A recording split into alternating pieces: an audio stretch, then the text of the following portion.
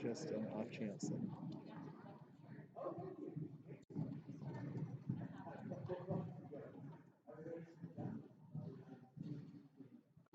Okay.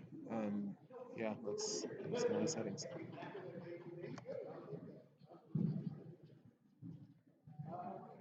Maybe go to stream.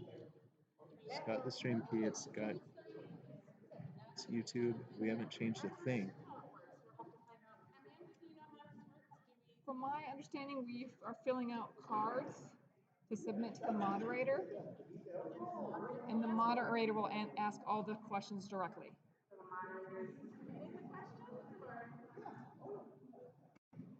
That is a good question, and I'm not sure where the moderator is either.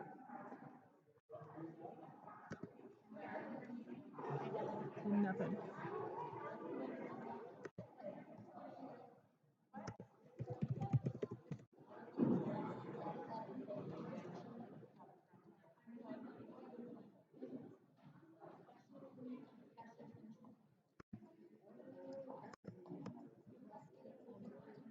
It's online. Oh, you have it? Okay.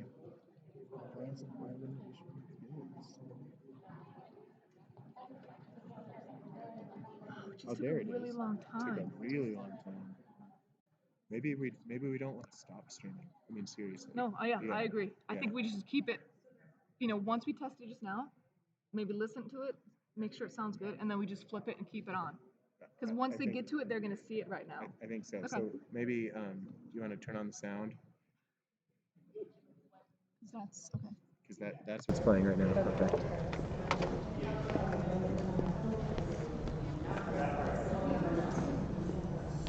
Maybe have to ask questions during testing, and your questions sound making sure that everyone's tuning in to see and hear the superintendent's community forum.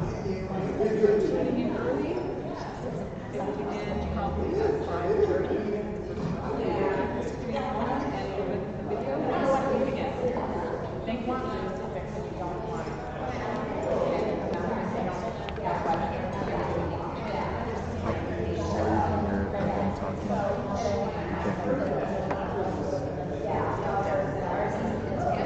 So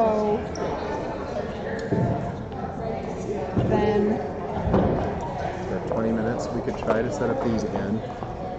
yeah, as like a secondary audio input. Because the other thing too is like once someone's talking in the mic, this will all go down, right? Yeah, it's true. Do you want me to go up there and you can? Sure.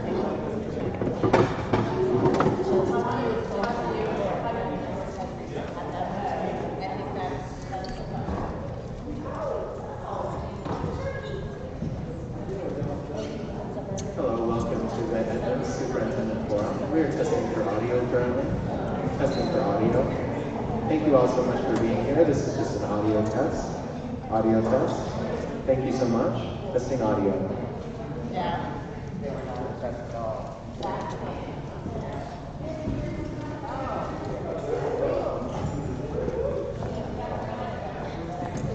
Yeah, I mean you can hear it, but it's like so it might not be crystal clear, right? Okay, let me just How you doing, kiddo?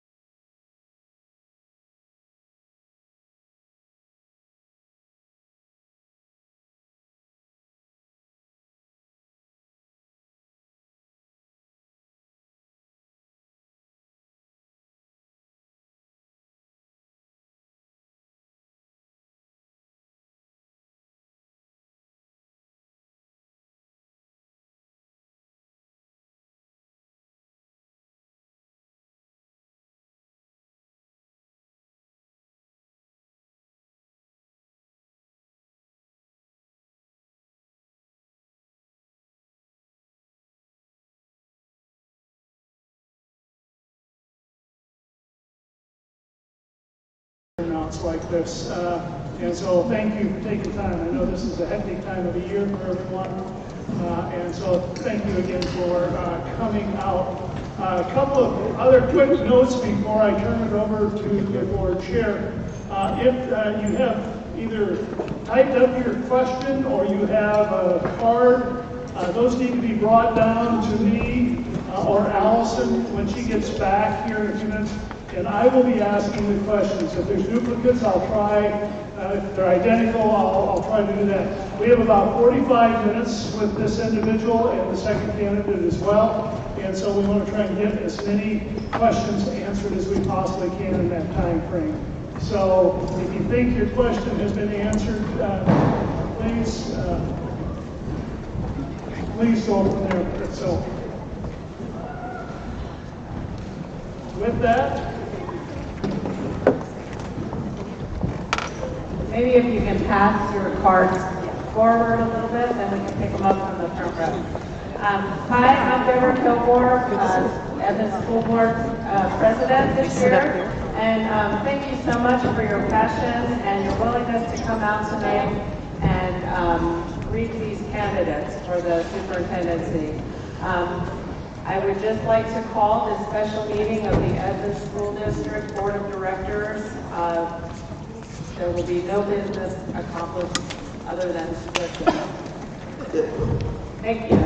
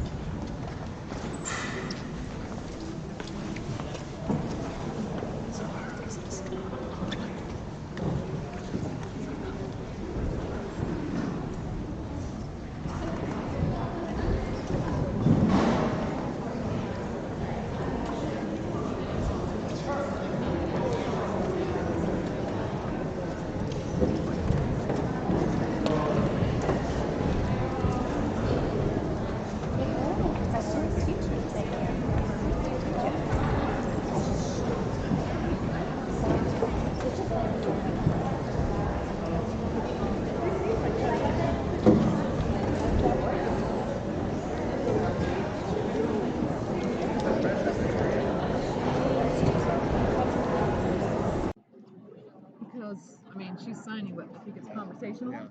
And otherwise, you just. Yeah. Good idea.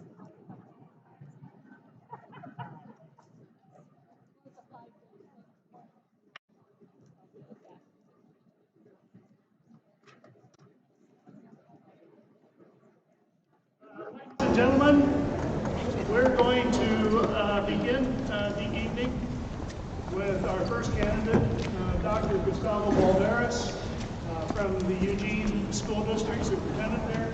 He will give a 4 to 5 minute overview of himself, and then we will begin with the questions. We'll try to get through all of these. How about that? Yeah. I didn't say anything too important first, so I won't repeat it. But we'll try and get through all of the questions. If there's any repeats, I'll try to put them into a synopsis and get through them, but we'll try and get through all these. If we get through all these, we'll probably take the time, but if you've got more, looks like coming down the steps, we'll do that. So without any further ado, let me introduce to you Dr. Gustavo Balderas. Thank you. Thanks for being here. It's a great audience. So my name is Gustavo Balderas. I'm currently a superintendent of schools in the Eugene School District in Eugene, Oregon. A little bit about me. Maybe first, I think I may have met a few of you before today. First, personal, then professional. Personal, my parents are from Piedras Negras, Coahuila, Mexico, which is northern Mexico. There were migrant workers coming through. I was actually born in Mount Vernon, Washington, when they were picking berries. And then strawberry season, and then we settled down in this small town in Nissa, which is Eastern Oregon, and I went to Oregon Public Schools. I was an English language learner as a youth, and had a great upbringing in that small town that really got me to a point in my career, in my in my academic career that I was able to excel in my academics. But professionally, I am in my 9th year as a school superintendent. I've been a superintendent twice in California, in Madera, California, which is the Central Valley, as well as in Huntington Beach, which is in Orange County, before coming back to Eugene, Oregon, where again, I spent 20 years in the Hillsborough School District. And a little bit about my professional career, I worked at all 3 levels. I was an elementary principal, assistant principal at the middle level, also a teacher at the middle level for about 9 years, and then worked at the high school level as a high school teacher and a high school counselor. Prior to going to district office, where I worked as an area director, being in charge of a feeder group of schools, elementary and middle, 6 elementaries, middle, a high school alternative program, and then doing ed services before becoming a superintendent. The one thing that I'm really proud of is the work that we've done in Eugene the last few years. We've been able to close the opportunity gap. Our graduation rates have increased by 14 percentage points because of the systems we put in. And we've also been able to close the opportunity gaps. Our kids navigating poverty, we've been able to increase the graduation rates by 19 percentage points.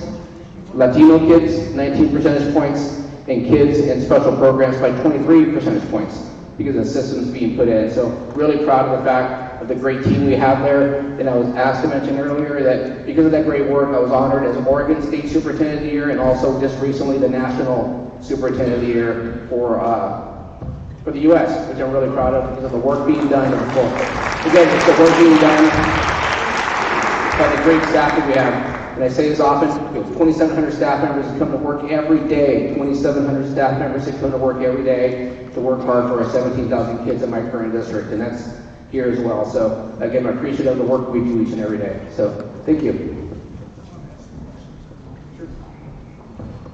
All right, first question I received tonight is, as you may know, the on-time graduation rates in Edmonds are not as high as some of our neighboring districts. Furthermore, the percentages are even more problematic for traditionally underserved groups, including students of color, LGBTQ, and students with learning needs. As a superintendent candidate, I'm sure you have thoughts on how to close achievement gap and opportunity gaps. This is a 3-part question, most of them are, by the way. What is your philosophy on the best strategies to improve graduation rates, number 1? Number 2, what specific plans would you implement to improve our graduation rates? And number 3, do you see a pathway with public charter schools perhaps as an authorizer to help mitigate these gaps? So 3-part question.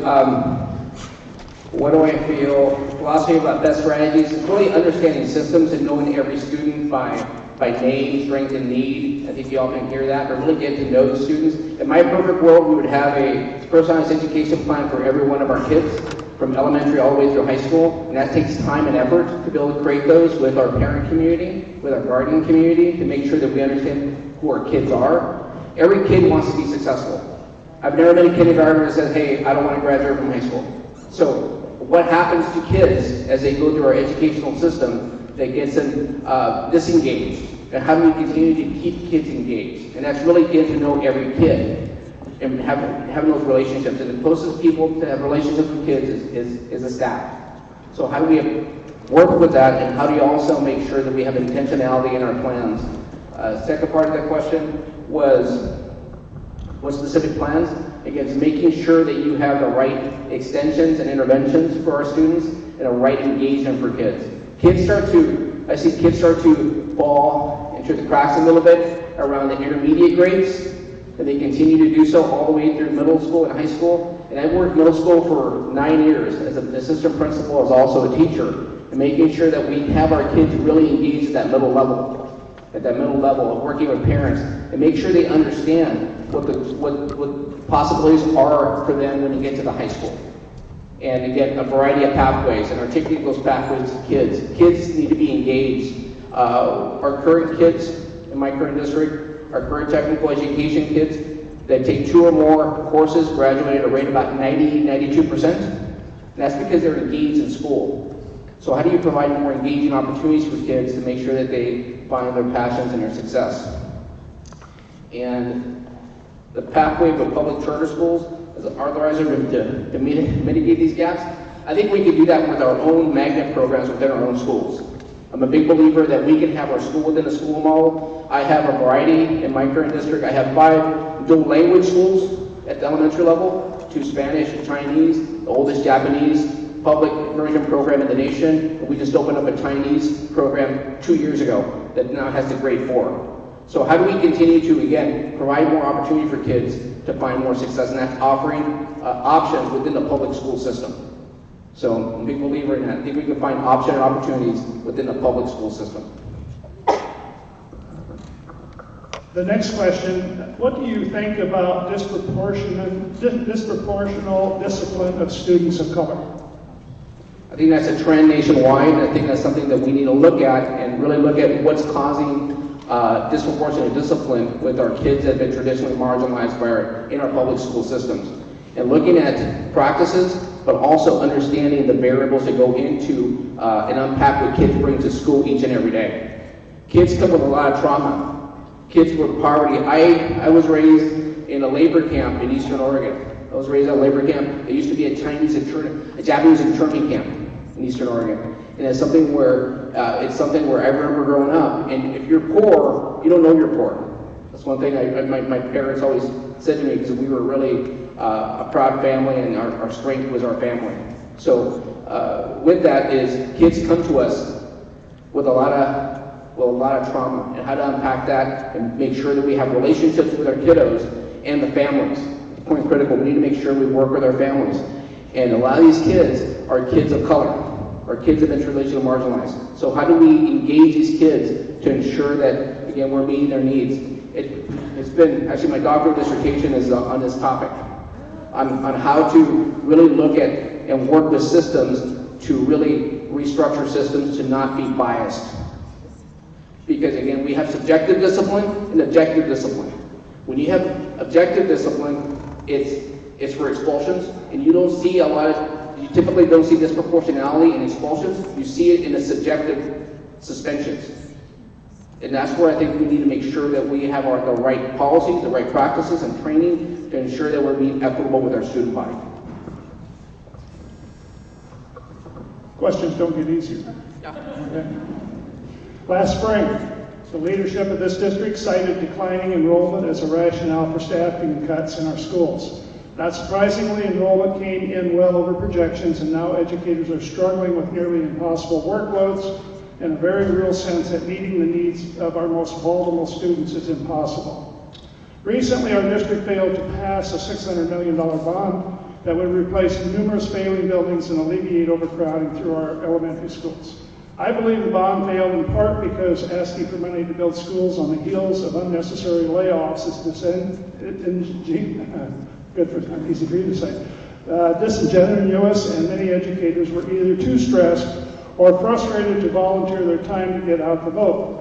Given that neither of you have roots in our district, what is your plan to build the relationships needed both with the community and with the staff to ensure the pass? So the question is, what are your plans to build relationships needed both within the community and staff?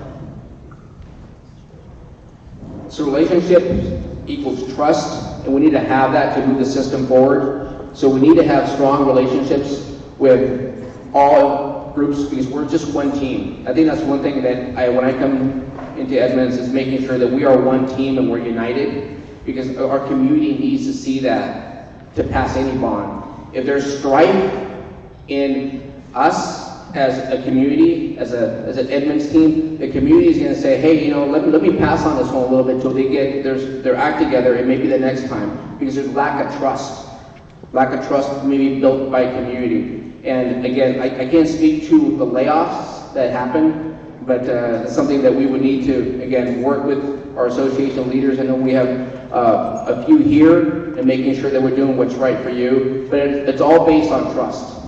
It's all based on relationships and making sure that we're moving forward and understanding. Because again, we were close on the bond, and we need to go back again and really explain to folks.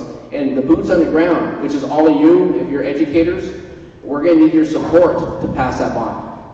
We're going to need your support. We're going to need your backing, and as a team to go out there, as an Edmonds team to go out there and explain the need and rationale to the why to our community. So to answer really the question in the simplest terms, it's relationships and trust. And we need to trust each other. And going back to what happened with the layoffs, I think that's something we would need to go back and investigate in terms of the numbers and where the enrollments were off and why they came up higher, and making sure that, again, we don't have that be a variable or much of a variable in the future. Because again, starting off the school year with large class sizes and trying to hire people, it just starts the year really in a stressful situation in buildings. And we try not to let that happen. And see if we can have again, I would need to investigate, but work more with my staff to figure out how do we mitigate those issues. This question goes a little bit with that question as well. What will you specifically do in your first 100 days to build trust with the community, staff, students, and families so that they can share their concerns, hopes, and needs? What will you do with the information that you gather? How will you remain current with the needs of our district? So I come in with a 100-day plan, which is what I've done before, but it's a lot of listening and learning. I don't come in changing things, because I don't know what to change, if anything needs change. So I would need to come in and listen to as many people as I can, talk to as many staff as I can, community leaders and students, to making sure that, again, I'm able to assess a variety of areas. One of those is, again, their academic and educational experiences that they're feeling, talking to teachers, talking to our classified staff, talking to our admin team, and talking to our board and community leaders to see, hey, what's working well, what's not working maybe so well, and what are ways to improve the system. And with that, that's a reporting out to our school board in a public meeting, coming back to you, reporting out what I heard, and figuring out how do we, again, develop plans of action to try and mitigate some of these concerns that people have. So really a lot of listening the first 2-3 months, a lot of listening, a lot of intake, and a lot of reporting back to my board and also to staff to figuring out how to again, solve some issues that are present. So coming in, not come in changing anything, listening, learning, see what's working well. So there's a lot of great things that are working well, and how to fix issues that are pressing our community and our staff. There's an active family support group that is made up of Ethiopian and Eritrean parents. How can you support us so we can support our students to be successful? That's meeting you where you're at. And what I mean by that, we do a lot of outreach to our communities, because when I come to my board, there's not a lot of people that look like me to come to my board meetings. So how do I go out there and be really intentional in the outreach to our communities of color to make sure that they feel ownership in the system that their kids are in? So that's intentionality, and that's grounding with the equity team and my staff to ensuring that we are listening, and they're active players in their child's education, but also in the school district's commitment toward equity. I think that's something that I would want to do, is making sure that I meet them where they're at, reach out to them, and make sure that they're valued, and bring their voices to the table in a really intentional manner. Our district will be adopting new elementary curriculum soon. Another one of those 3-part questions. One, what is your philosophy of including all stakeholders in the process? How will you involve these stakeholders, and how will you seek input from multiple perspectives? So adoptions take a long time to do them right. Adoptions take a long time to do them right, and it's everybody that's doing the adoption needs to own the adoption. So that's one thing that everybody want to do. And one thing I heard this morning also is making sure that there's the right funding to make sure the adoption is rolled out in a correct manner. Because regardless of how great the adoption is, it's in the rollout that makes a difference. And what I mean by rollout, the professional development, making sure there's time for people to really understand it and people to vet it out. Typically, I've done traditional adoptions where we pilot and we ask for volunteers. It's very much teacher-led and with teacher voice with our teacher leadership teams, and making sure that that's done across the system. And then we select what's best for the system, and then we make sure that we have the resources for the professional development to train to any adoption. The one thing I do worry about, because in my current state, there are some resources for adoptions. We're adopting too quickly.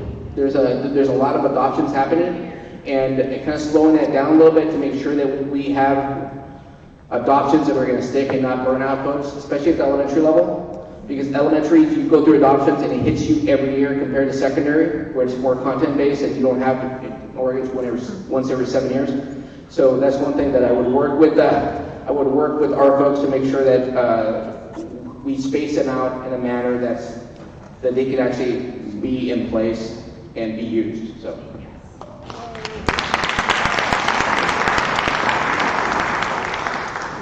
What is your plan to support K-12 arts education in Edmonds schools? How will you help our students stay competitive in their artistic endeavors among a collection of districts with acclaimed arts programs? That's resources. That has to do with resources and making sure that we expand out. That's more or less aligned with my comment about articulation of pathways, but making sure that we have specialists in elementary schools to guide the passion of kids, whether it's music, which is part of the arts, but also the visual arts or other areas that are needed, such as, again, we're in my current district, we have a strong music program, but how do you embed that down to the elementary level and make it aligned and make it sustainable? And that has to do with the staffing ratios as well, or the supports that we have for stipends for our folks. But develop a clearly articulated arts plan, much like you would have our clearly articulated music plan that's carried out K through 12, that you can actually show to folks and make sure that we can fund it in an equitable manner across systems. So that's one thing that we would need to do, is make sure that we are very intentional in the planning and support of programs. Because if you do that, it's very visible and it's put into place and it's carried on year after year. And that's done through the educators that are out in the field. Our district seems to be promoting culturally responsive training in certain schools or for certain staff, such as administrators or equity teams. However, it's not clear if there's a common specific goal, especially for equity teams. How will you oversee and who will you work with or bring together to create and implement a unified district to plan effective, ongoing professional development to all staff in the district? How will you evaluate the effectiveness or outcomes of these staff trainings as related to our students and families? How will more extensive trainings be scheduled at times when staff are able to attend, not evenings or weekends? The equity work and the equity teams. So first of all, there's clarity in what equity means. I think we need to be clearly define what equity means. Equity is an often overused term. It's being really intentional. It's intentionality in access, intentionality in opportunities, and intentionality in inclusion. So how do we show intentionality in everything that we do to make sure that we are, again, providing access and opportunity and inclusion for all kids? So first of all, it's a definition of equity. It's equity in action. So making sure that folks understand that, and you state the question, I think, who would be involved with that?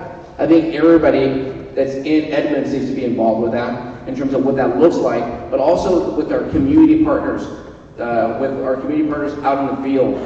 The way I've done it in the past is working with our affinity groups out in our community to make sure that they support our efforts to ensure that we understand what equity means for all kids, but also the training component is essential across systems, just to make sure that people understand the definition of equity in action means, and the professional development. Then this is something that I would need to have a better understanding, figuring out how you balance the trainings throughout the calendar year to make sure that people are able to be provided adequate professional development on what that looks like during the school day or through extended contract to make sure that's equitable across the system. And again, that goes to ensuring that we have a database to make sure that we don't miss people, but we need to have an understanding of the rollout plan. So what's the rollout plan for our equity work?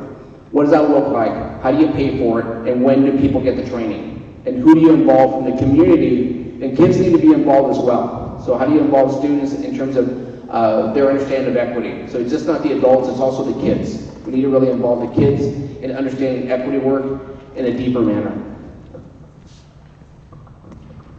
How have you prioritized programs during difficult financial times in your current and previous positions?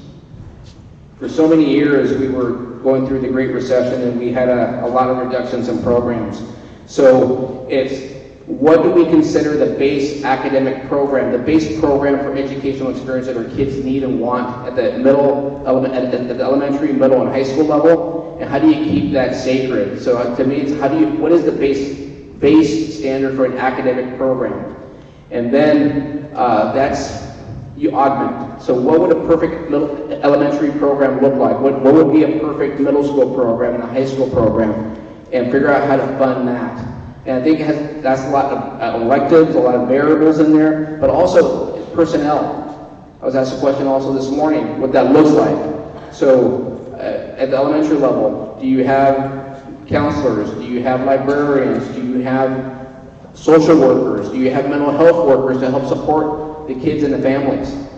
And if not, then what are the priorities to add back? So to me, it's what is a viable curriculum? What's a viable program look like? And how do you augment that to relieve the stresses that happen in schools? Because again, kids come, again, with a lot of trauma, and so do families, and how do you make sure that we provide wraparound services and social emotional support for our kids and families? And that's the priority of programs, I think, have changed over the years, because again, we've seen spikes with student behavior across the country, not just in Oregon or Washington, in the West Coast, but across the country. And how do you provide more trauma-informed practices in our schools and wraparound services for our kids? So it's not just the program, it's the outside supports for the entire family. In the past 4 years, we have disproportionately increased district directors while decreasing teaching and para support in our buildings. What commitment will you make to ensure your priorities are funding our work sites and not the district offices?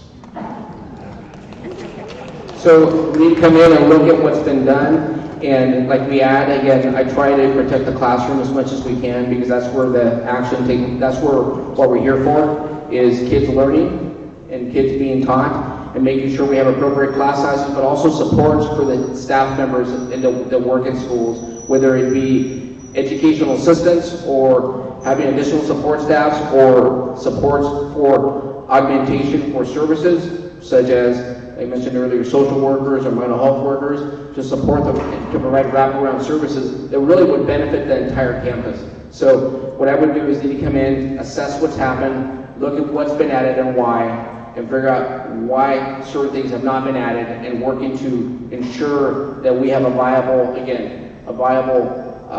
educational experiences, not only for our kids, but also for our teaching staff and people that work in our schools. So I would need to go in and assess what's happened before I can.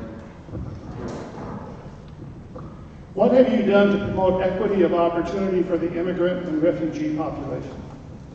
I'm really passionate about this, because this is one of the things where my parents were migrants. My parents were immigrants from Mexico. We worked really closely with my board to have a solid immigration resolution stance toward we feel we need to protect. We've trained heavily on inclusion and making sure our staffs understand what the legal rights are and what to do with our students.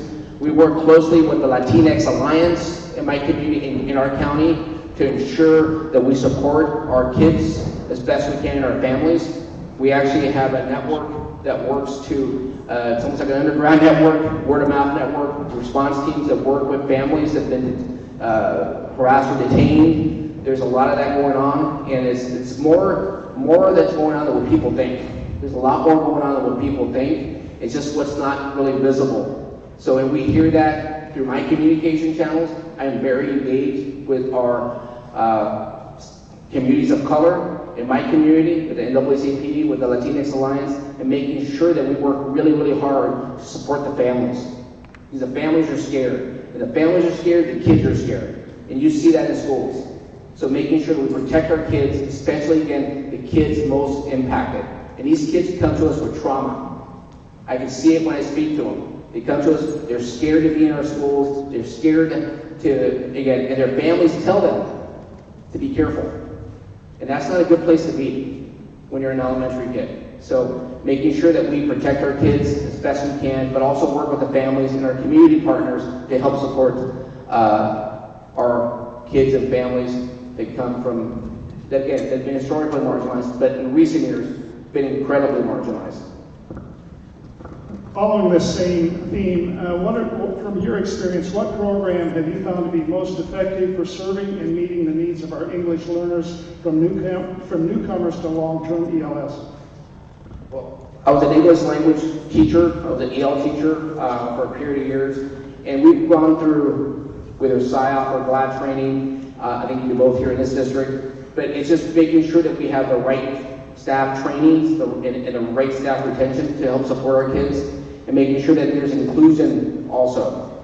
And the one thing that we've worked on during my tenure, especially when the kids get to high school, is make sure that there's recovery credit in their core classes, because what ends up happening a lot of times for our kids that come from English language backgrounds, in the past, they would not have as much access to core content classes, and thus fall behind in graduation credits, because they were placed in ESL classes, ESL 1, ESL 2 classes. So the whole day was spent in ESL classes, and then they couldn't take the core classes for graduation. So we need to make sure that we provide access and opportunity for our kids to make sure that they have a plan for graduation. And we do that through credit recovery, summer school, or extended day. In my perfect world, we would have extended day for kids, because that's the best practice and research for our EL populations, especially in middle and high school. So they would stay in, so they would go to school till maybe 4 o'clock, 4:30, and again, be able to take the core classes and have support classes in the afternoon possibly for English language. So again, that way they recover and keep their credit obtainable. What will you do to create and nurture a culture of collaboration and differentiated professional development? That's a great question. So first of all, is knowing what people have gone through, because this is one of the biggest frustrations I think staff have, is you go to a training and you're a 30-year veteran and you've gone through the training 4 times in your career, or 4 times in the last 5 years, right? So that happens. So how do you eliminate that by differentiating the training that you need, just like we ask folks to differentiate for our kids? So I think that's something that we need to be worked on, if that's not happening here. So how do we differentiate that training, as well as for our admin team, as well as for our classified? All levels need to be differentiated, because you don't need to have that 101 anymore if you've already done it twice. So I think that's something that every system can get better at. I know that our system can get better at that as well, Jim. So how do we do that here? I think differentiated professional development is needed. I think it needs to be really intentional, and we need to make sure there's a plan for it, for all levels of the organization. That was my question. What about the collaborative culture? The collaborative culture is needed to have that happen, so thank you for the question. So a collaborative culture to me means that there's a trust and there's opportunity to collaborate. So first of all, I think you need to have the time and opportunity to be able to get together to collaborate. So need to figure out what happens here in terms of the schedules that are had, to why that's not happening if it's not happening, and how do we expand on that. So what's pulling on that collaboration time? What does that look like during the day, during the week, during the year? It was specific to collaboration. We're not going to take from the audience, I'm sorry. Why do you want to be here?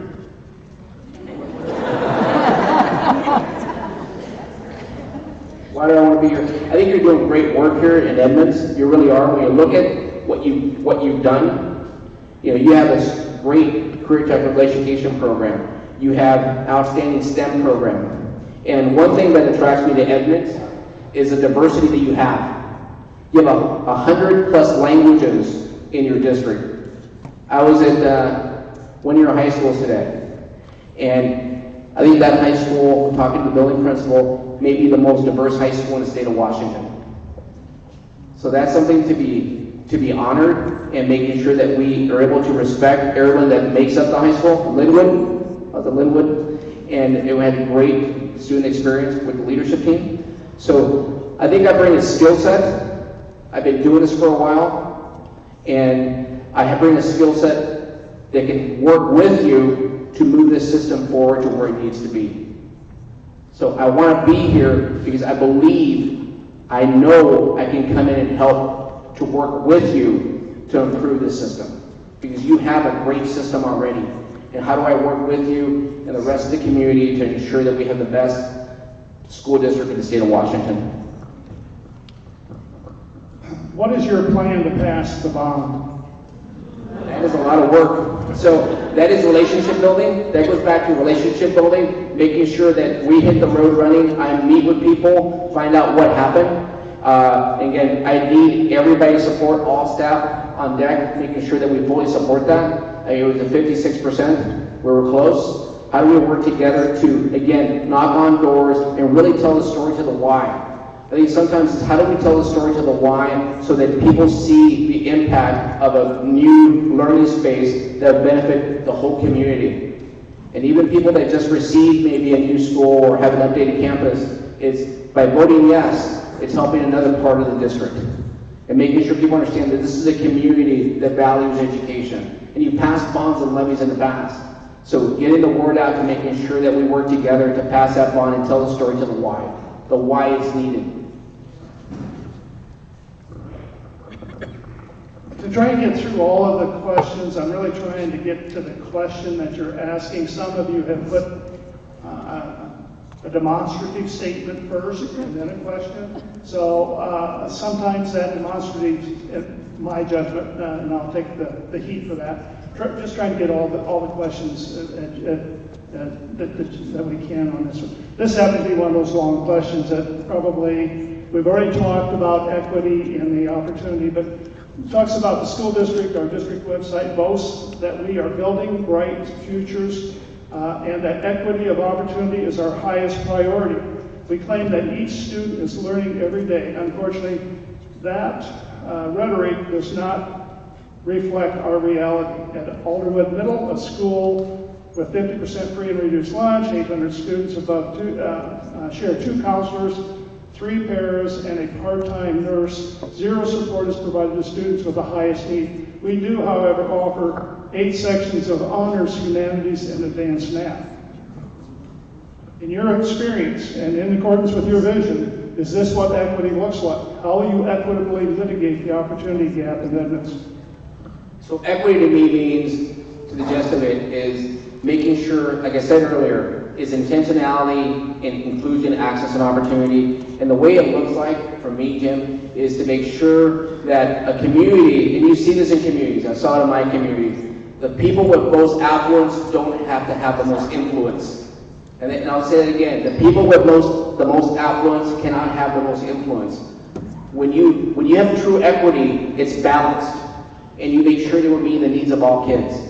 And looking at data and making sure that we are looking at all kid groups, make sure that their needs are being met, that is point critical. So to answer that question, I think just looking at information, the why, and you need to make sure their kids' needs are being met again, every day. And that looks like, when I look at secondary schedules, when I look at a high school schedule, a middle school schedule, I can tell if it's equitable or not just by the staffing and where it's at. I really can. You can go into a building, look at a secondary schedule, and see this school gets equity. And you can tell by placements of courses. And you can do that in every school. I've done it, and you can too. Just look and ask the questions to, is every kid's needs being met? And if not, why not? And ask the question. And again, that's our charge. Our charge all in this room, your teachers. I see a lot of red. So it's, at the end of the day, it's our charge to make sure that we ask those questions and we hold the entire system accountable to the answers. We have more and more students from other countries who come with large gaps in knowledge in core subjects. What ideas do you have to provide instruction to cover these gaps?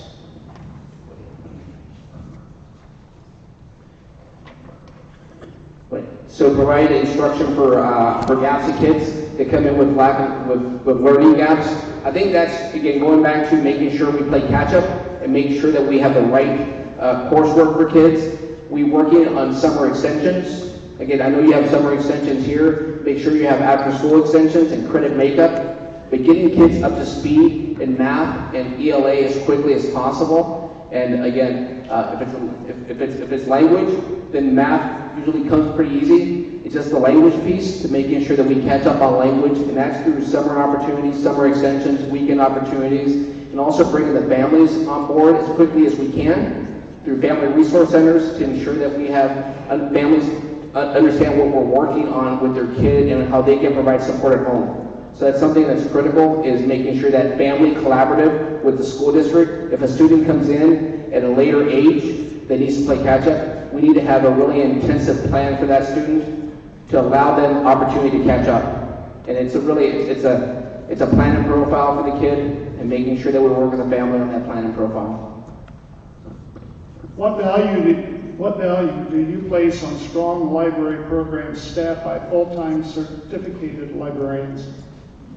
This was asked earlier as well. You know, I inherited a system that didn't have librarians except for the high school level. We added a district librarian in the middle of this year, and we're looking to add librarians in the future. I think librarians play a critical role. I think they were in Oregon, they were positions that were reduced during the Great Recession, and they haven't been brought back in a manner where they were reduced. But I think that's something from conversation in terms of, again, how we fund librarians here as other specialists, and how do we keep them, because they're a viable part at any school level, and need to make sure that we have those. But also, not just librarians, we need to have a budget for libraries. If we're going to have librarians, we need to have a budget for libraries. So what's a yearly expenditure for book purchases and magazine purchases? I think that's essential as well. There are a number of cards on special education. This one seems to reflect most of the questions. I'll keep looking through them, and if it doesn't meet all these comments, then I'll bring up more of the special ed piece, but this is reflective of the questions. What is your philosophy around special education staffing from special learning site, OT, PT, nursing, teachers, especially as it relates to higher caseloads?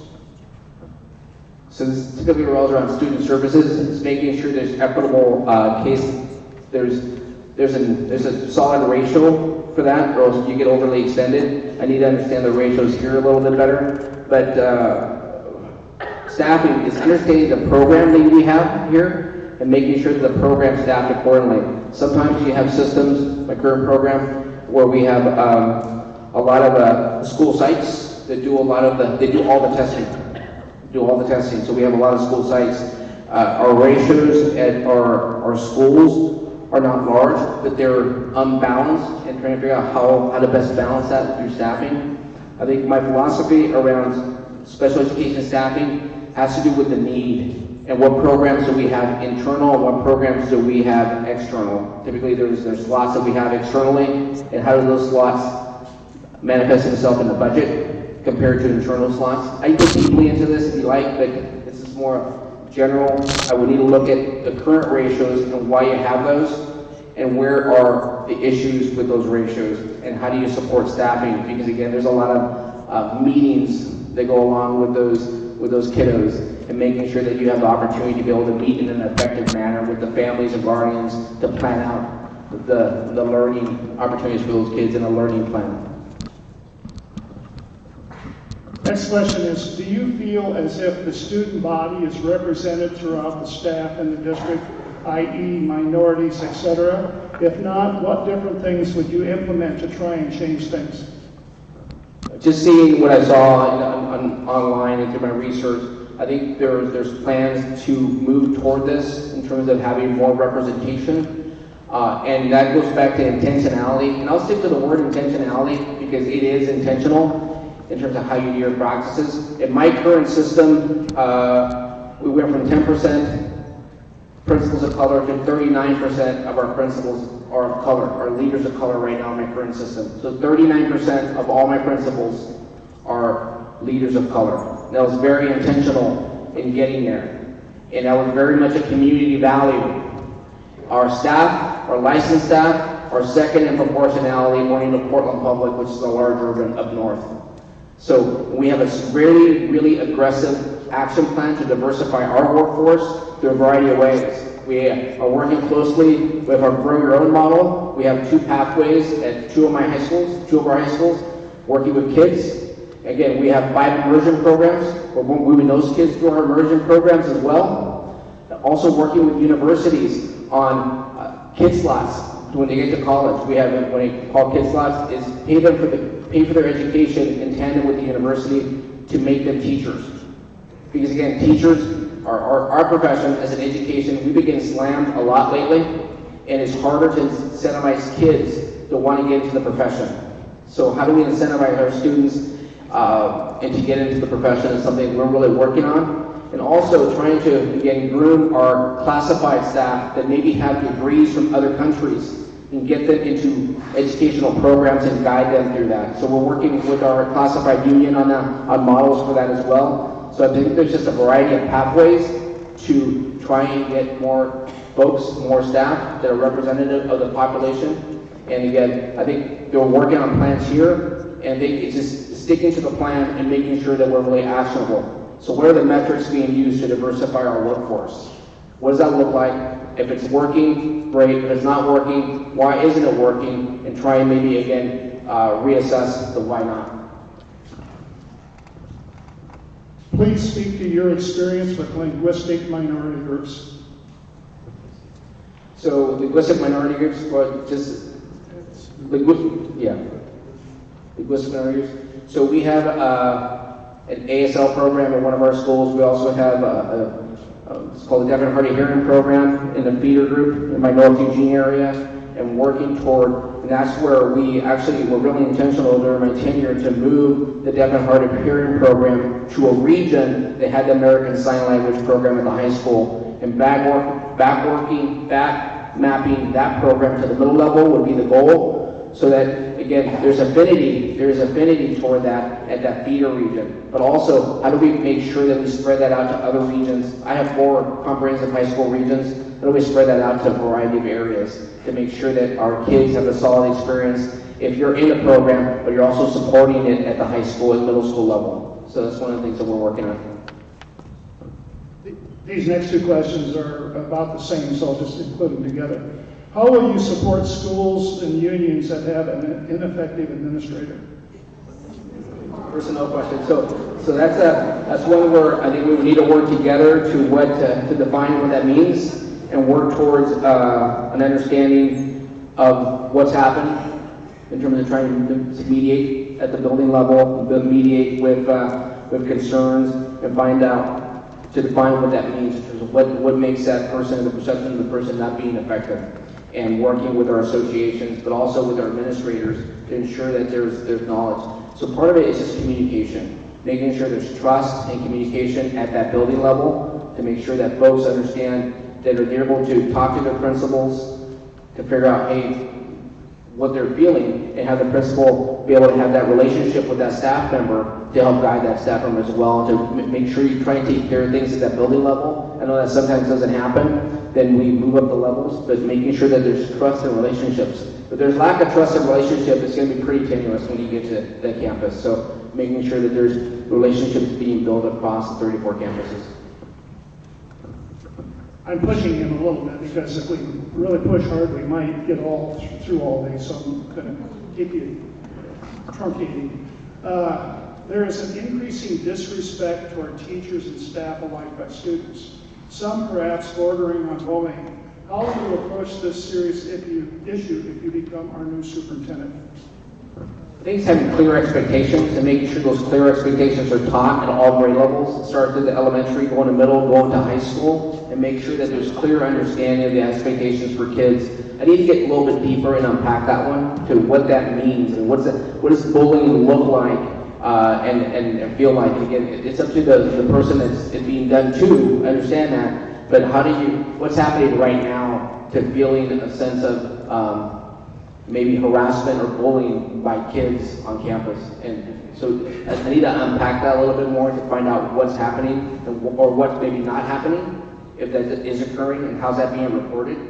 Because there's a lot of processes in place right now for bullying harassment, with Title IX being really in front of school districts. What does Title IX mean in terms of harassment and bullying, and making sure that we have the right trainings for folks, but also the right training for kids to what that means. Because it needs to be reported, but there needs to be actionable items to make sure that there's trainings reportings and consequences if needed, but I need to really understand what grade level that's happening and why that's happening, why it's not being consequenced, or why it's not being addressed. What role do you think technology plays in education? I think it's a strong tool to help augment the educational experiences for kids. So technology is everywhere. We all have a phone on us right now. That's technology. We're a one-to-one district with Chromebooks. That's a tool. It's not the teacher. So how do we make sure that we provide professional development for our staff to be able to augment their instruction with that tool?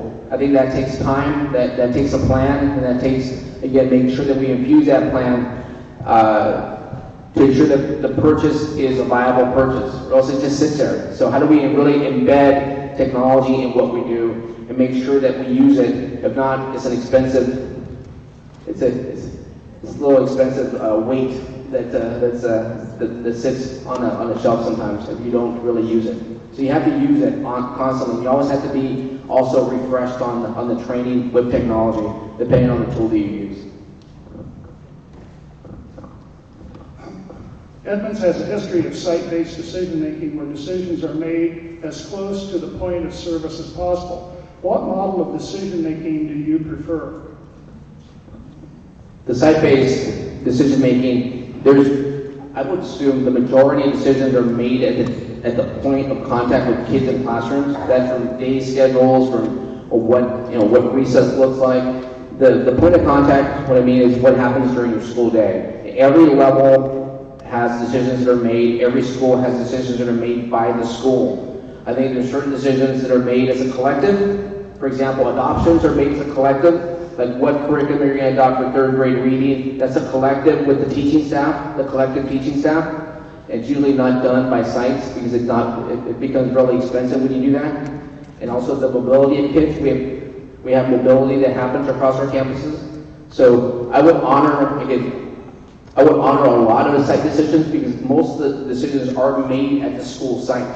I think at the district level, there's more district decisions that they're made as a collective, meaning that, for example, I'll use the example of what adoptions are we making. That's done as a collective with the district helping staff come up with a decision so we can purchase and make sure that we have that. So I think it's a push-pull. I think one thing that I did do in my current district is using equity lens that we have, which is a decision-making tool, is look at our school schedules. So in my current district, we had inequity because we had 32 campuses that had a different calendar and a different daily schedule. We found out that at my campuses, we had a 7-month differential in instructional time if you were to go through kindergarten through 12th grade. So 7-month differential in instructional time. And there was no malintent in that, no malintent. We just had different calendars and different schedules. We worked with our association to come up with an equitable calendar so that elementary kids all receive the same baseline of instructional minutes. Every middle school kid received this baseline of instructional minutes, and every high school kid received a baseline of instructional minutes. And that's equity at the floor. So, and guess what feeder pattern had the lowest instructional minutes? The feeder pattern where there's more kids of poverty and more kids of color. Again, no malintent. But without looking at that as a system, you're going to find inequities. So I would work to ensure that we have equitable systems across our campuses. I'm going to try something here and put a group of about 8 or 9 of these questions together. They're all regarding funding. They speak to counseling, they speak to libraries, they speak to art and music, they talk about allocation of staff, and I could go on. So the question is, how will you equitably allocate resources to all the schools? How do equity? So that's a tough one. So one of the things that I have an answer for is looking at some equity funding distribution, possibly, and that's one thing maybe that doesn't speak to this, but there's a variety of schools that have different demographics of students that we serve. I currently have a needs index. on my current campus where it's a staffing index, the higher specific, I think we use 5 variables for that. that include free reduced meals, some mobility as well. But what factors can be included to create an equity index where schools that have more need receive more allocations? So a school with 10% free reduced meals is going to look different than a school with 90% free reduced meals, just because there's more need. And how do we provide more funding per student to ensure that we're providing more resources for that school? So I know maybe I'm not answering that, but as intentionally as maybe people wanted to, but I think we need to be really intentional with limited resources to fund the schools that are most impacted in a manner where it's equitable by using information to drive that equity distribution model. So that's one of the things I would want to see here is an equity distribution model, because title schools, if you're K-5, your title, you may receive funding, but there's always schools on the bubble that don't receive any funding. So with that equity distribution model, there's more schools to be able to receive more funding because it's a continuum. And with that, you can add more resources too. I'm going to take two more questions here. I've been scanning through. The majority of these others that I have been addressed in one form or the other. It may not be specific to the question but there's a theme to it, and it's now 6:24. But this question has not been addressed today that I'm aware of. In our district, 6th grade is still part of elementary school. Most trainings in elementary require that 6th grade attend, even though the content covered is K-5. In addition, the 6th grade standards are meant for the middle school model, making it difficult to cover everything in the elementary schedule. How would you support 6th grade when trainings and schedules do not support us? That's a strong community conversation in terms of moving to a middle level schedule, or a true middle level. I spent most of my career at the middle level, and middle levels changed over the years from really being in junior high. Back in the day, I'm actually dating myself a little bit. So back when they were junior highs compared to true middle schools, and what's happened when we're transitioning from middle schools and the middle years experience. So I would need to have a conversation with the community, what the community expects, because it is very difficult when standards are made for a different range, and most elementaries are K-5, then you have a 3-year middle level experience. It's also difficult when you have 2 years of middle level on occasion, just because kids come to you, and again, most of my career is middle, so kids come to you, and it takes them half a year to get used to everything, and then the second half of 8th grade, they're already kind of checking out because they're already in high school, so you haven't been engaged for this much. And that was always my issue when we had junior highs, because they were 2 years, and I worked I worked I'm really dating myself. I worked when actually we had 9th grade in middle level back in the old days. So, and we changed, so they keep morphing. So what does the community want here, and how do we make sure that we're really intentional with kids? Because what you'll find is we lose kids in the middle greatly. We lose kids in the middle greatly because it's a quick turnaround. It's really a quick turnaround. It's almost like a pit stop getting into high school. We're not really having a true program experience for kids. And how do we provide that program experience for kids so that we be more? In my perfect world, we'd have 6th, 7th, 8th grade. But again, that's a community conversation that needs to happen with the staff to figure out how do we become more intentional on that, because we do lose kids at the middle level when you look at data. What does inclusion of children with disabilities look and feel like to you? What is it like in practice? What are the challenges? It's making sure we have the least restricted environment for our kids, and that's meeting them where they're at in the least restricted environment, and that takes a lot of professional development. That's, in my perfect environment would be team teaching. You can afford that. A lot of team teaching and making sure that we have the right training to make sure people understand how to work with our kids in an inclusive environment where you know that there's research in universal design that you know works. So making sure folks understand how to get kids into an inclusive environment in a classroom with another adult to have them be mainstream as much as they can. So that would be my perfect world for inclusion. The last question. If you could be a kitchen gadget, what gadget would you be and why? It'd be a plancha. A plancha is people who don't know what a plancha is. I'm my parents made tortillas, so my parents, the plancha is the thing, if you don't know what that means, I'll just explain to you. It's the thing where you put the dough in and you, things. Put the dough in and you actually mash to make the tortilla. It's called a plancha. So a lot of people know that. And why? It's because, I think we're always trying to squeeze more out of education than we have resources for. And it may laugh because, again, I know we have a lot of teacher educators here, which I appreciate being here, but we also have some administrative staff. It's at all levels of the system where we're trying to squeeze more, and there's nothing else to squeeze. So we're trying to continue to squeeze more. So the question I would have is, I have about 10 years of life left in my career, is how do we make sure that we're doing the best we can, not only for the kids, but for our staff, and how do we do that intentionally, and how do we do that by what I call weeding the garden, is getting rid of things that really aren't as impactful, but we still do, and find out why we still do that. Why we still do that? Because again, like that plancha, there's no more masa coming out the other end, right? So how do we do that in an intentional manner? Thanks, David.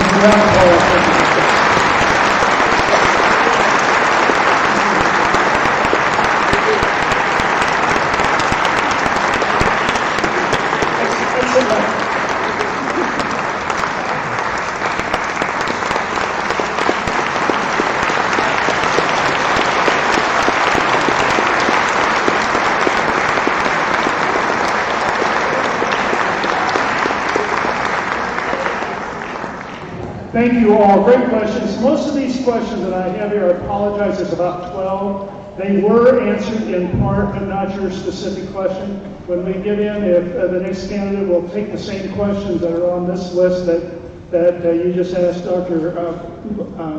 Valderas, and we'll go from there. But let's take 10 minutes so you can stand up, stretch, go to the restroom. And let's be back here.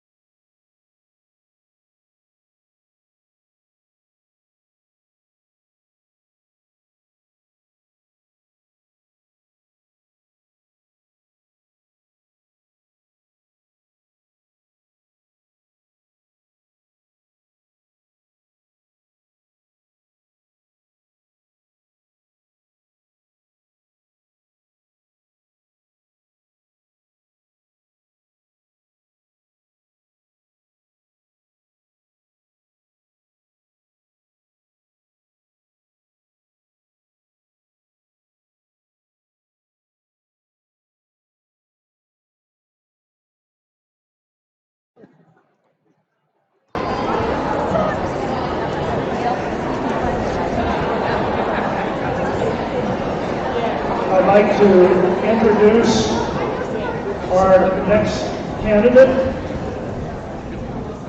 Dr.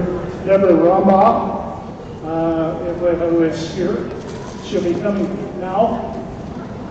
She will also give you a 3 to 5 minute overview of herself, and then we will proceed with the questions.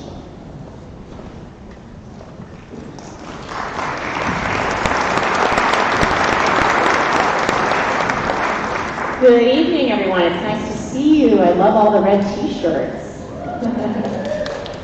Hi, my name is Deborah Rumbach. People often ask me about my last name, and oftentimes I tell students, well, you can think of the rumba as in the dance or the Roomba as in the vacuum. Either one of those works. So if that's helpful, thank you for that introduction. I want to just spend a couple moments telling you about myself before we head into questions. I am a resident of the Auburn area. I began my teaching career as a teacher in the Auburn School District. I was a high school science teacher. My husband is still a teacher in the Auburn School District. And from there, I had the opportunity to transition to the Kent School District. I was an assistant principal at Kentwood High School, and from there had the opportunity to become a principal in Highline Public Schools, where I have spent the last almost 10 years. From being a principal, I have the pleasure to become the executive director of human resources in Highline Public Schools, and my primary responsibility in HR was to work with our teachers union specifically, and then to help redesign our business processes with our finance department. So those were the two big buckets of work that I engaged in, and I enjoyed every moment of it. And then finally, I was asked to serve in my current role, which is to support all of our secondary schools as an area supervisor or an area superintendent for our high schools, our middle schools, and some of our alternative and choice programs, and have been in that role for the last several years as well. A little bit more about me. My husband and I have raised a large group of kids. We have 9 children, and they are all grown and gone, and so we have found ourselves empty nesters, and that's exciting, and now we're not sure what to do. So we've decided that our next adventure is to hopefully head this way. My husband is from this area. He grew up in the Everett-Marysville area, and so he's been very gracious to allow us to live in the South Sound, where I'm from. I was born in Tacoma. But it's time for us to head north, and Edmonds is the perfect place for us to do that. So he is excited, and I am as well, for this opportunity to work with you and to serve you over the next many years as superintendent. So I'm going to ask the questions, and you're going to answer them, okay? And they're in kind of reverse order from what we asked them the first time, trying to make sure any that we may have missed the first time around, that we'll get to those. You've got about 45 minutes, maybe 50 if you push it, to answer, so if you can be succinct as you possibly can, we'll be ready to go. First question is, should school board members be subject to term limits? Thank you. You know, the systems that I have worked in, that has been the case. It has allowed the opportunity for school board members and the community to have an evolving relationship, one with another. And I know that different communities have different beliefs around that. I think what's most important in making that decision is to be really thoughtful around what the citizens and the community in the school district desire, because it's those of us that live in the community that help determine how government runs in our local community. And so, you know, I guess it sounds a little bit like a yes and a no. I've seen both systems work well. I've seen both systems have their struggles. So I want to know a little bit more about the community in terms of making, taking a specific stand on that, simply because I've seen success in both arenas. This question was written specifically for you, and it is very specific, so I will ask it and you can respond accordingly. After reading articles in the Seattle Times and the Atlantic magazine, I'm super concerned reading about Highline's experience, specifically the tremendous high teacher turnover. 23 at Mount Rainier, 30 at Highline. Should we expect to see Highline's policies replicated here? Thank you. That is a fantastic question, very relevant. We experienced high teacher turnover as a result of some of the policy changes that we had around student discipline. And our district strategic plan in one of its earlier iterations identified a strategic plan goal around 0 suspensions. And although it was a goal that sounded like it was promising and relevant at the time and was aimed at serving our students and families in the most equitable way, what we discovered was that it was a mismessage, and we had begun to act in such a way in our schools that students and school staff and families were under the belief that we didn't suspend students under any circumstance. And that led to concerns with student safety, with students being able to engage in high interest instructional activities in the classroom in a safe and effective manner. And not only did we have high turnover with our teacher population, but we had some similar concerns in our school safety and security staff. And so what we learned over time was that really it was about the miscommunication around a goal, that what we really wanted to ensure is that students had every opportunity across every racial demographic to be in school as often as possible. And that we had a commitment to only removing students from school if there was a security and a safety concern for kids or other adults. And we did not communicate that specific goal well, and it did result in teacher turnover. We also are a district that is highly diverse, and sometimes we talk about the idea of working at Highline Public Schools can be different than the reality of working at Highline Public Schools, which, like every other district, has resources that ebb and flow. Highline has experienced declining enrollment year over year and will continue to experience declining enrollment, which we know as educators results in fewer dollars, and that results in budget cuts. And so that was a very difficult time for us, and our school staff experienced strain as a result of that, and there was a fair amount of turnover associated as well. So in terms of replication, I think that's a really good question. We've become smarter as we do the work, and my job is not to come into a district and to try to replicate what I have seen or done in another district.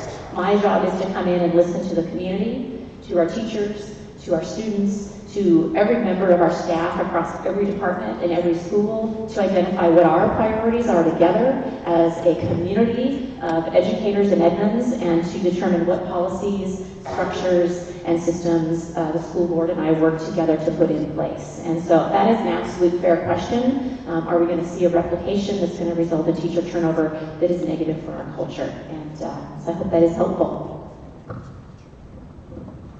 In our district, 6th grade is still a part of elementary school. Most trainings for elementary require that 6th grade attend, even though the content covered is K-5. In addition, the 6th grade standards are met for the middle school model, making it difficult to cover everything in the elementary schedule. How would you support 6th grade when trainings and schedules do not support us? That is a very relevant question. So at the beginning of this school year, Highline Public Schools transitioned all 6th graders to middle school. And so our middle schools are currently 6-8 grade bands, and we have experienced tremendous success on many fronts. One, non-instructional, is that it has opened up space for us in our elementary schools, and that has allowed us to really leverage our pre-K programming, so that has been a positive for us. I would agree in terms of standards and instructional materials often being identified as K-5, middle school materials often being identified as 6-8, and our secondary continuum across the state is commonly a 6-12 continuum. And so I definitely would agree it puts a strain on our elementary schools. The other advantage that I have experienced, both as a middle school principal and in my current role in Highline Public Schools, is that it allows middle schools to build culture and better academic success at the middle level when you have students for 3 years versus 2. Otherwise, you're turning over 100% of your staff every 2 years, of your students every 2 years. So this allows for students to engage in the community in a meaningful and a thoughtful way over a 3-year trajectory. So fundamentally, I'm a believer of a middle school that is a 6-8 configuration. And so I would definitely support moving the system in that direction, and certainly would lean on the expertise of those in this room to do that work. What does inclusion of children with disabilities look like and feel like? To you, what is it like in practice and what are the challenges? Thank you. So inclusion is inclusion is inclusion, and regardless of a student's academic skills and abilities, their talents and their disposition, all students are basic education students first. Period, end of sentences, or end of sentence. Some of our students will benefit from interventions and some of our students will benefit from extensions. And we, as a system, have an obligation and a responsibility to provide that support. Sometimes that support can be significant and sometimes that support can be less. And what it should look like, and for those special educators in the room, I'm sure you would agree, would look like the least restrictive environment. So students that have disabilities are entitled to engage in the same programming, the same electives, and the same opportunities as any general education student would. We have the same high expectations and the same high levels of support for each child across the system, regardless of what programming options they may access or not. The challenges, very similar challenges that we see across the system, and that is funding. How do we as a system prioritize how we weight students that receive special education or any type of services when we are identifying our staffing allocation models? How do we ensure that schools have the resources that they need in the classroom and outside of the classroom with regard to para support to ensure that teachers have the resources that they need to serve students? And then finally, how do we prioritize programs across the district? That can be a challenge as well. Are we a system where we want to have satellite programs where some of our students with the most significant needs are traveling long distances to receive programming? Or do we want our programming models to be more evenly distributed across all of our schools? So I think those are some of the biggest challenges as it relates to students receiving special education services, funding, placement, and where programs lie. Our school counselors have become program managers because of their workload. The social and emotional needs have skyrocketed with suicide rates increasing. What would your plan for addressing this life and death need be? Thank you. In my experience, not only have high school counselors become everything that's described here, but they've also become assessment coordinators, and they have engaged in supervising lunches and monitoring bus dismissal and arrival, and it's concerning.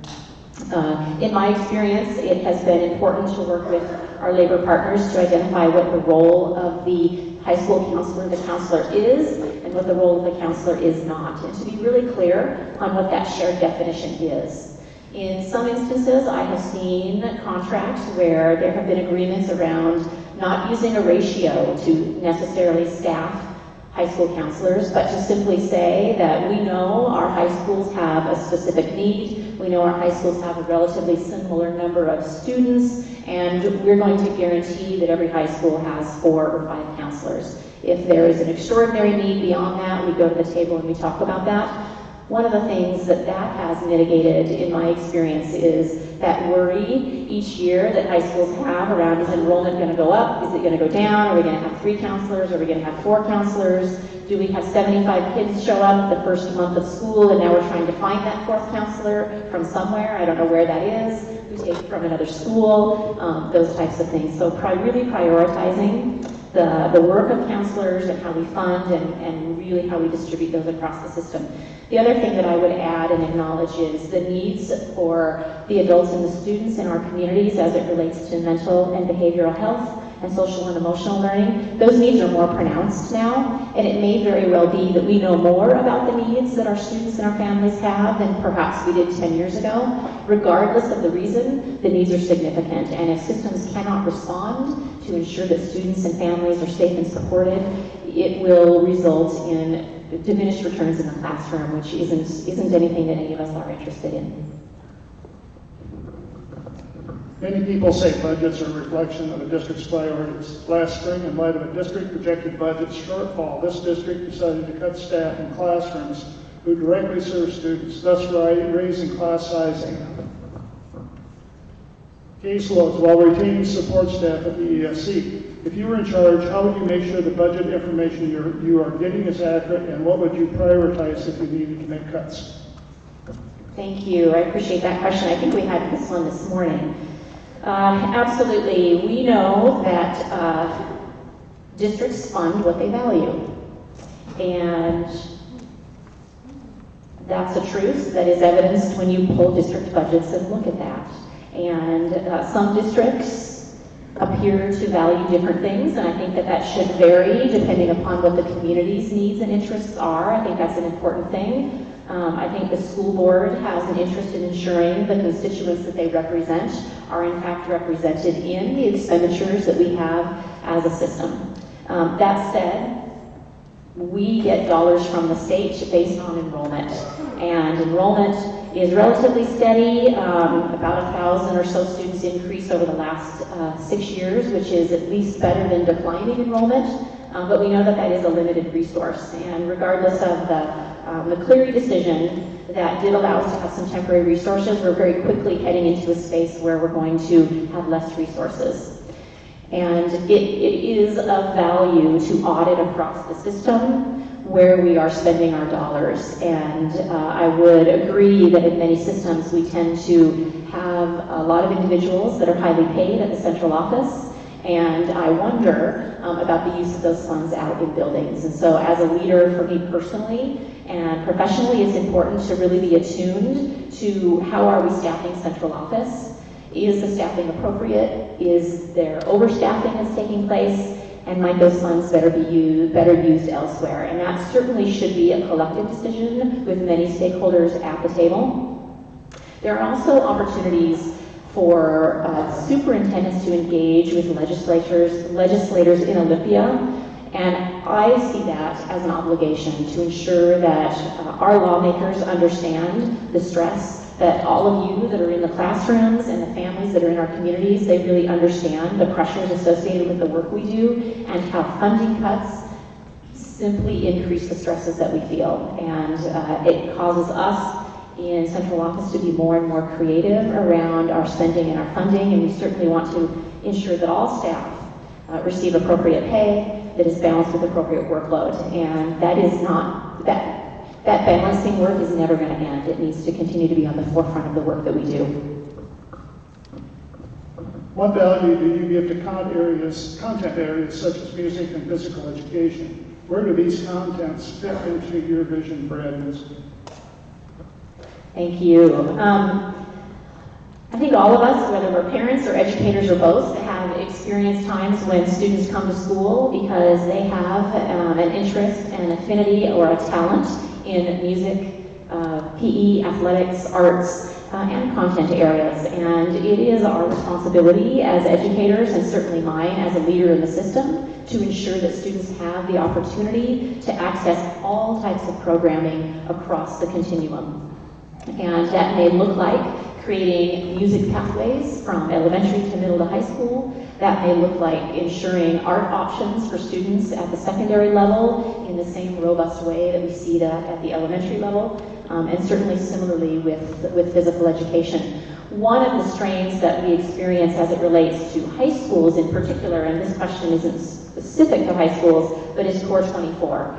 And knowing that students have to acquire 24 credits with 24 options, not only does that require us to be really clear on how we're going to provide supports for students that are not on track to graduate, but how do they still have the opportunity to access a rich experience in the arts, visual and performing, and have access to PE as well. There are some creative ways that you can do some of that, but we certainly shouldn't be taking away opportunities, and these are opportunities that our families value and articulate clearly our priorities for them, and something that we need to be sure we deliver on.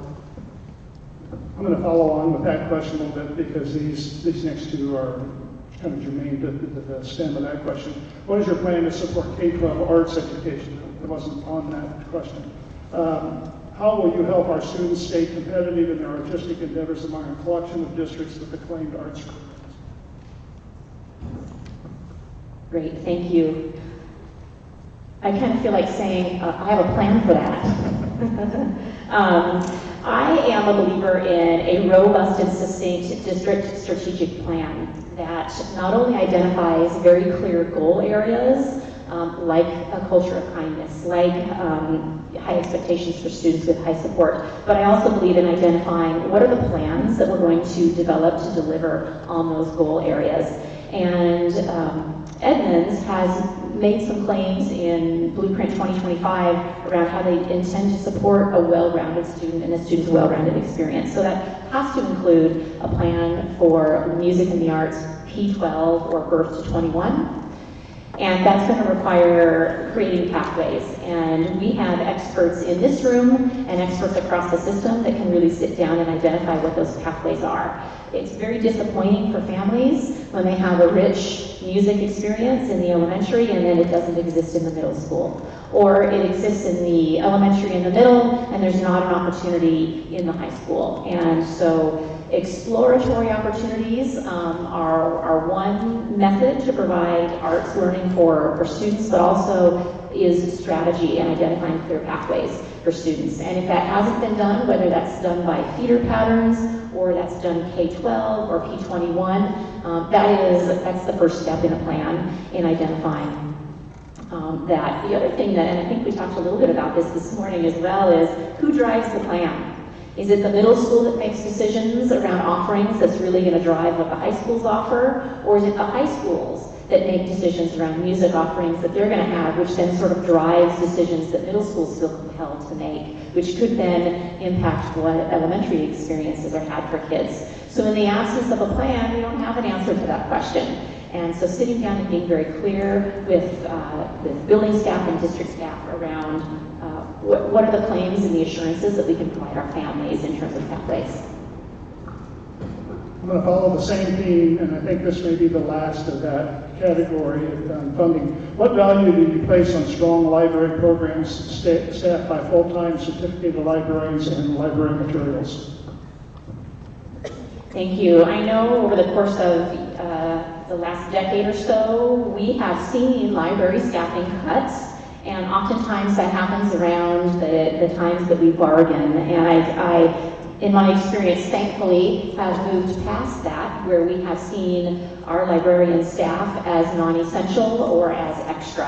Because I think we know that the work of librarians goes well beyond what we might think of in terms of checking in and checking out books. Our librarians are media specialists, and they provide tremendous support for teachers, for students, and for families across every school in the district. And so, I see librarians as teachers, and as we fund any other teacher and any other program and any other classroom, we do the same thing with our libraries.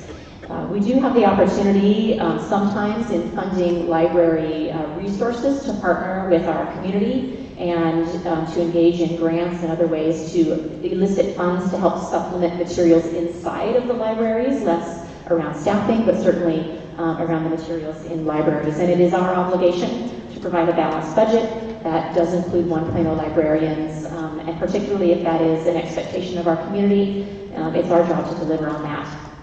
That said, it sounds a little bit like I'm saying, let's just fund everything, right? And easy to say, hard to do, easy to say, impossible to do. We can do anything we want, we just can't do everything that we want. And that is really where bargaining goes well beyond sitting at a table with your labor friends to identify what workload and compensation is going to be, but really sitting together to understand what do we believe about learning and education in Edmonds. And that's step one in identifying what we value, and then that leads to funding what we value and making decisions around how we use a limited resource. And absent that understanding and that collaboration around what it means to be a member of the Edmonds community, we're really just going to be piecemealing. And I'd rather have a strategy and consensus around what it means to be a part of this community and fund backwards from there. Edmonds has a history of site-based decision-making where decisions are made as close to the point of service as possible. What model of decision-making do you prefer? I prefer site-based decision-making. And when I say this, I don't want it to sound callous, but powerful decisions are often made when folks have a proximity to the pain that makes the problem real. And sometimes, as folks leave buildings and go into the central office, their proximity to the pain can widen. And so it's important to ensure that we empower our building administrators and our teacher teams with the ability to make decisions that is not only best for them, but more importantly, what is best for the children that they serve. There are some systems, some school districts that engage in what we call earned autonomy, which is where buildings have demonstrated that they have skills and competencies in site-based decision making, whether that's programmatic decisions or those are economic decisions, and they have the autonomy to do that.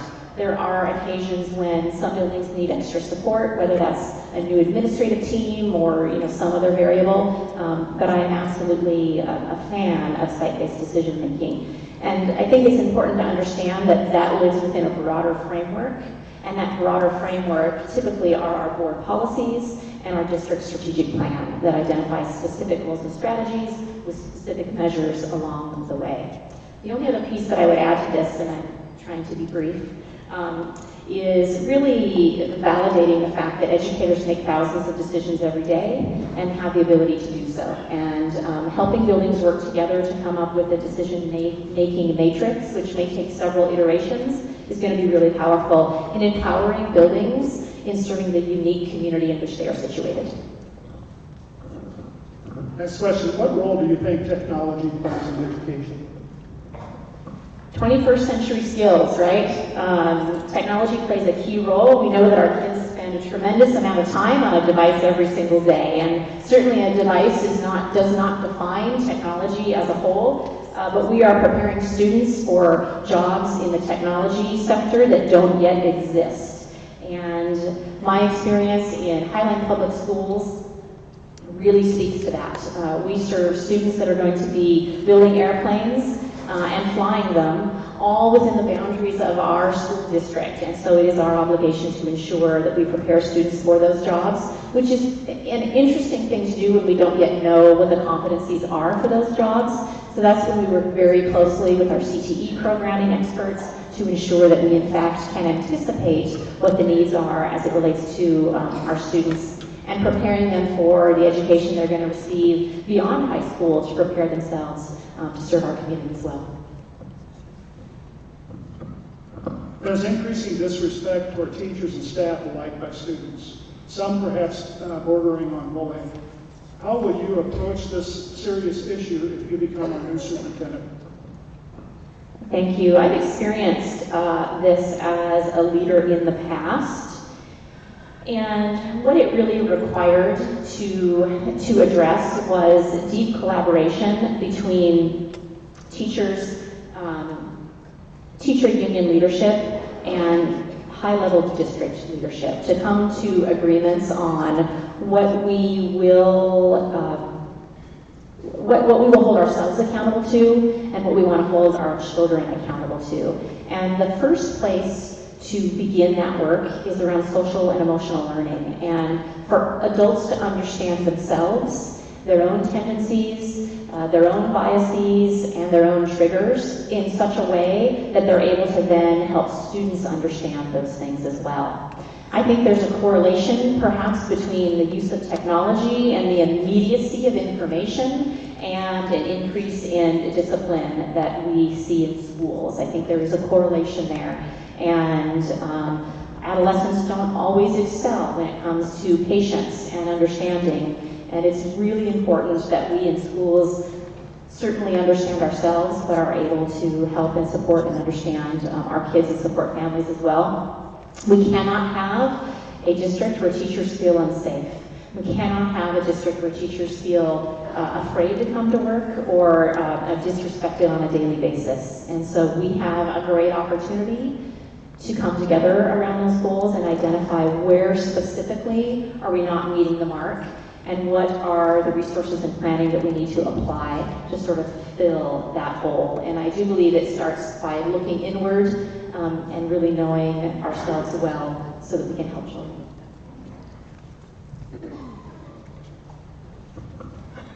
How will you support schools, unions that have an ineffective administrator? There are no ineffective administrators. And what I mean by that is school teaching staff and school administrative staff really have an opportunity to collaborate together around the future for the kids that they serve. And when that isn't happening, when the environment isn't working, and kids aren't doing well and adults aren't happy and satisfied, it typically means the way the environment has been constructed is ineffective. And oftentimes, that can be a result of not investing the time necessary to ensure that there's common ground between everyone in the building, that we understand what our priorities are in the building, and we have a deep regard for one another as it relates to the work. And I, over the course of today, have heard some conversations about this very topic around what are the opportunities that we have to improve relations between our building administrators and our teachers, and between our teachers and our building administrators. And I think that that comes from the highest levels of leadership and modeling the respect and the dedication for every member of this educational community, and holding, in this case, myself to that highest regard.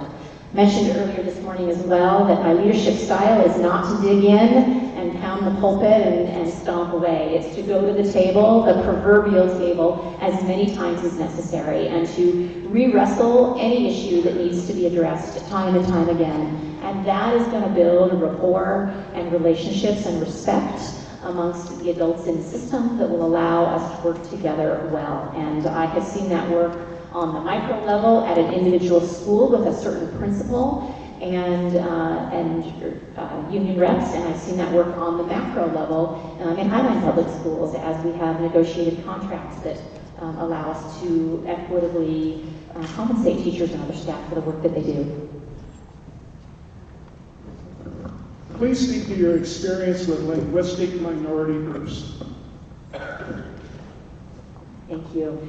I really have appreciated my time in Highline as it has related to the diversity among the students that we serve. So whether that's ethnic diversity, racial diversity, or linguistic diversity. And students that come to us speaking one language or two languages, they may be monolingual, they may be bilingual, they really enhance the opportunity and the experience that we all have together. And so as we serve students, whether they are what we typically call newcomer students, or we are engaging in dual language programs or language by proficiency programs, that we really see linguistic differences in children as an asset to the system.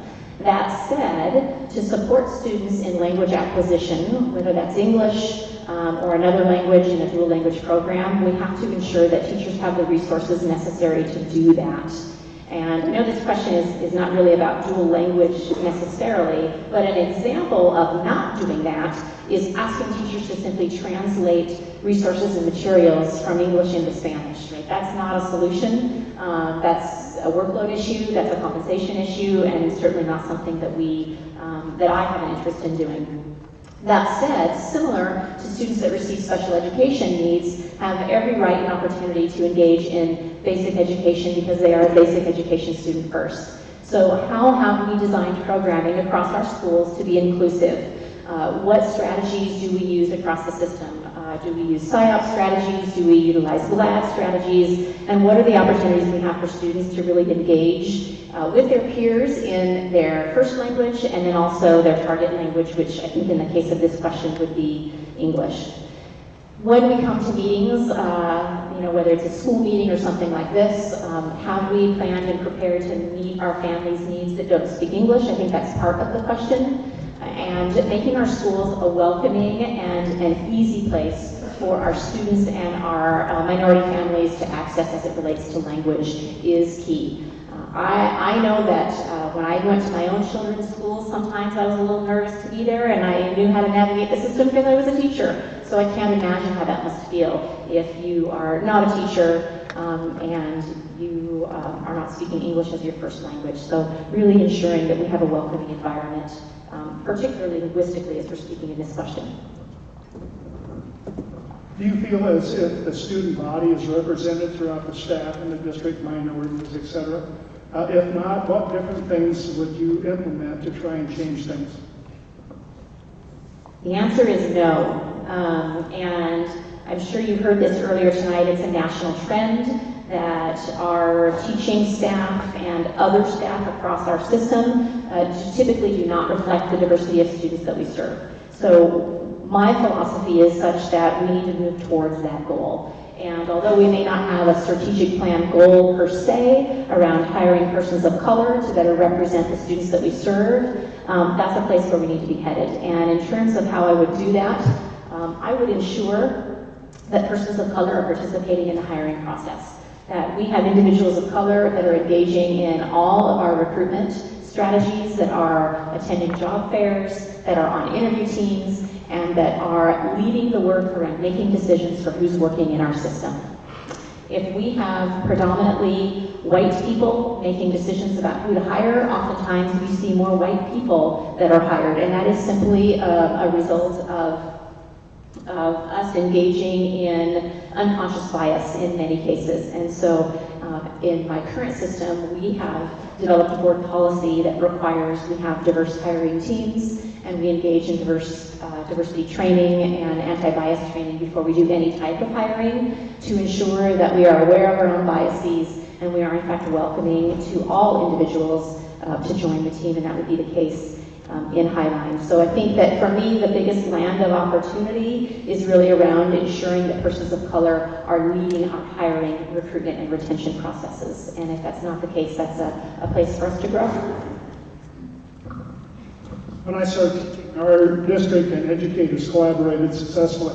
In recent past, that has changed to a top-down model which feels evaluating and unsupported. The professional development has been one size fits all. What will you do to create and nurture a culture of collaboration and differentiated professional development? Thank you. Something that I have also seen across my work is this very concern around a one-size-fits-all professional development. Most systems struggle with differentiating professional development for teachers, and that oftentimes is a matter of trying to be efficient, not effective. The other thing that I have found as it relates to professional development is there's oftentimes a lot of professional development provided on the front end of an initiative, a set of materials or resources, and that is not sustained throughout the course of the year or the years. So that is definitely a concern. Optional professional development is problematic. It's problematic because if as an educator you are required to use the material, but you're not required to receive the training, and the training is offered in July, and you know where I'm going here, that is troubling. And so ensuring that we have an implementation plan for professional development as it relates to either new or existing materials and new and existing programs that ensures teachers receive the support that they need and are compensated for that all across the year. And that may be a multi-year, multi-phase implementation plan that is in fact differentiated, because the needs that a 1 to 5 year teacher has are likely going to be different than a teacher that is in their 25th to 30th year. And I think we show that we value our staff across the system as we differentiate the support that we provide. And it's a big lift, but it's essential. You have about 27 minutes left and about 30 questions. So just thought I'd tell you that. In the Edmonds School District, our district website boasts that we are building bright futures and that equity of opportunity is our highest priority. We claim that each student is learning every day. Unfortunately, that does not reflect our reality. At Alderwood Middle, a school with 50% free and reduced lunch, 800 students, share 2 counselors, 3 paras, and a part-time nurse. 0 support is provided for students with the highest needs. We do, however, offer 8 sections of honors, humanities, and advanced math. In your experience and in accordance with your vision, is this what equity looks like? How will you equitably mitigate the opportunity gap in Edmonds? Thank you. So I see a couple things happening in this question. Wow. And one would be the distribution of resources. And I wonder about how we distribute resources across the system in a way that is responsive to the needs of the system. And that may not be the same across the district. So if we have a situation like described here, is this a situation where we perhaps need to prioritize the allocation of resources to meet a specific and a unique need? And the answer to that, could be yes and. So I think it's really important that district leaders and business offices and union leadership have conversations around, is it a one-size-fits-all allocation model across the system, or do we weight that in terms of certain schools are going to have certain needs, those needs may ebb and flow, and so we vary our allocation of resources based upon what the needs are in the system. The second piece to this is absolutely an equity question, and it is very common, unfortunately, to see our high cap classes at 11 or 13 or 17 and our Algebra 1 classes at 34. So that's absolutely an equity question, and one way to address that is to be very thoughtful around what it means to have a high cap program and to have expectations of access, that we fill those classes and ensure that our students with perhaps exceptional learning habits aren't advantaged over those that have not. And it's unconscionable for a system to be aware of that and to not have a plan in place to mediate that. And I'm not insinuating that Edmonds does or doesn't, but it's got to be on the forefront of our minds and our actions if it's going to be on the forefront of our website. From your experience, what program have you found to be most effective for serving and meeting the needs of our English learners, from newcomers to long-term ELs? Thank you. I think newcomers benefit from initially being in an environment where they can converse in their home language, hopefully with peers of that same language, but they also benefit very quickly from moving out into the environment with their English-speaking peers. I think it's important, similarly, as I've mentioned with students that receive special education services, that access is key, and access paired with a high level of support. One thing that we often see across the system, and this may be a highline label, but our L3s will linger as L3s for 2 years, 3 years, 4 years, 5 years, and we have a 10th grader that's been a level 3 ELL student for a number of years. And so that really speaks to what plans do we have in place for gradual release for students and support of ELL students as they engage in general education courses with their peers. Again, high expectation, high support. What have you done to promote equity of opportunity for the immigrant and refugee population? Thank you. We have the opportunity currently in Highland Public Schools to have developed a family center. It is located in our central office, and it is specifically designed to support refugee families.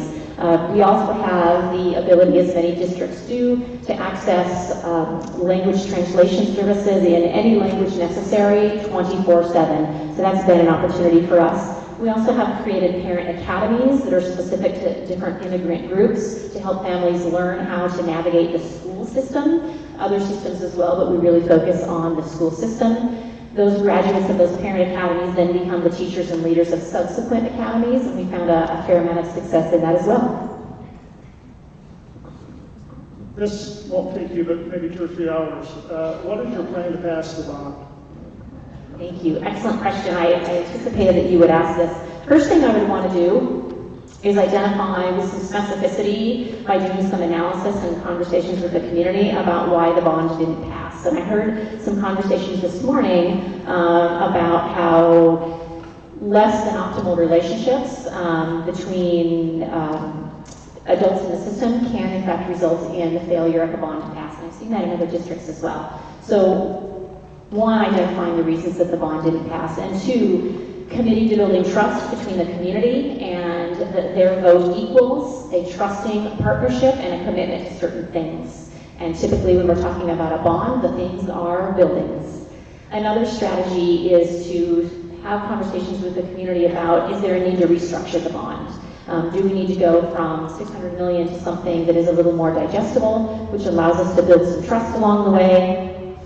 And then, be able to go for a second or third bond. But essentially, it's about having a shared belief between the voters and those of us that are building and constructing that bond, when we're asking for millions or billions of dollars, and establishing common ground and really what that looks like.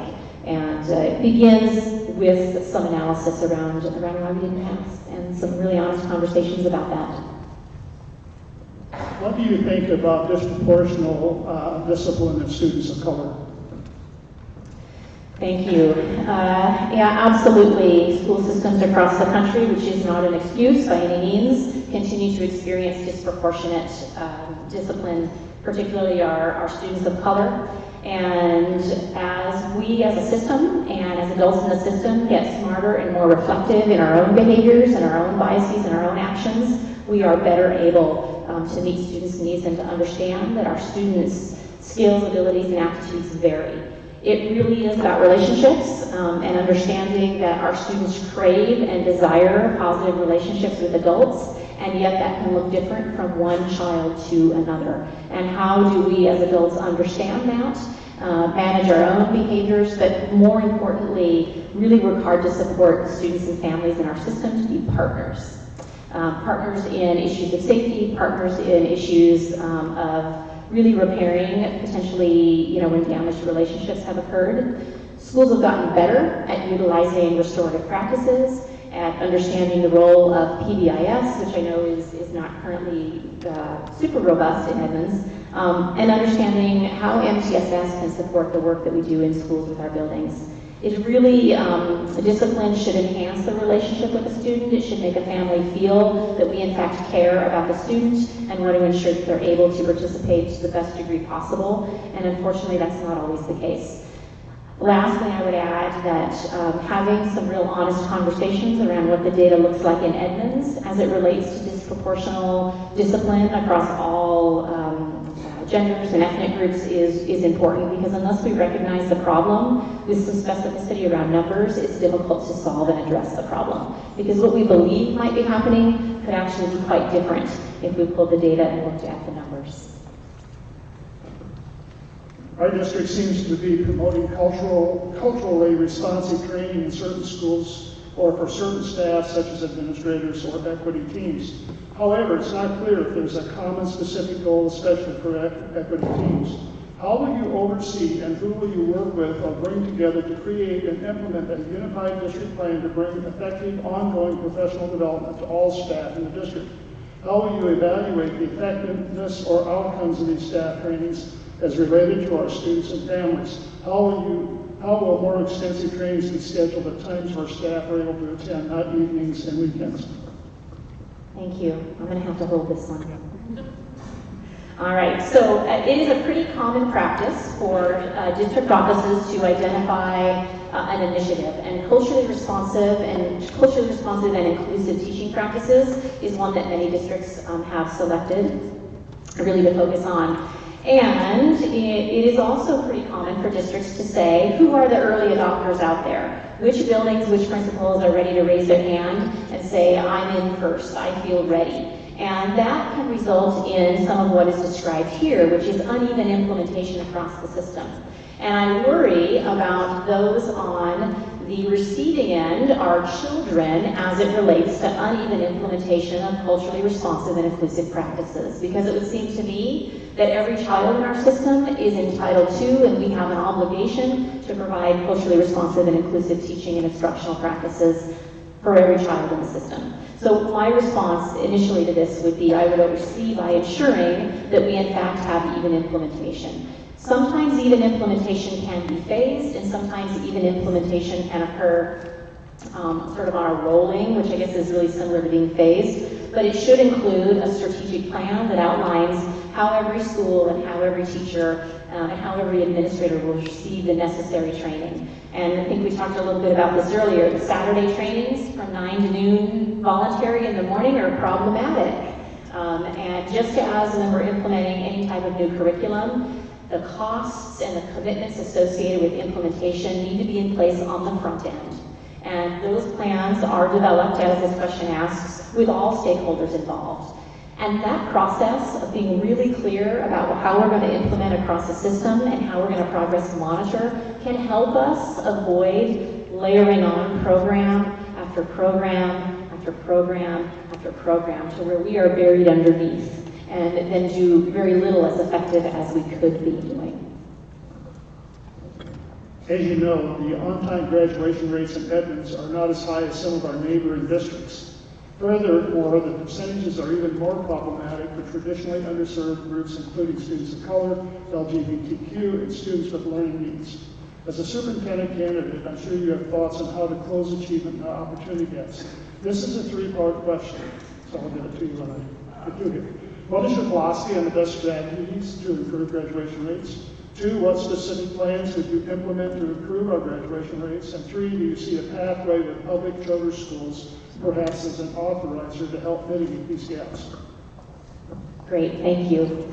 First thing that came to mind when I heard you reading this question is that student success hinges on students having an interest in their education and wanting to go to class, wanting to go to school. So ensuring that students have opportunities for high engagement in the classroom is really a place for us to begin.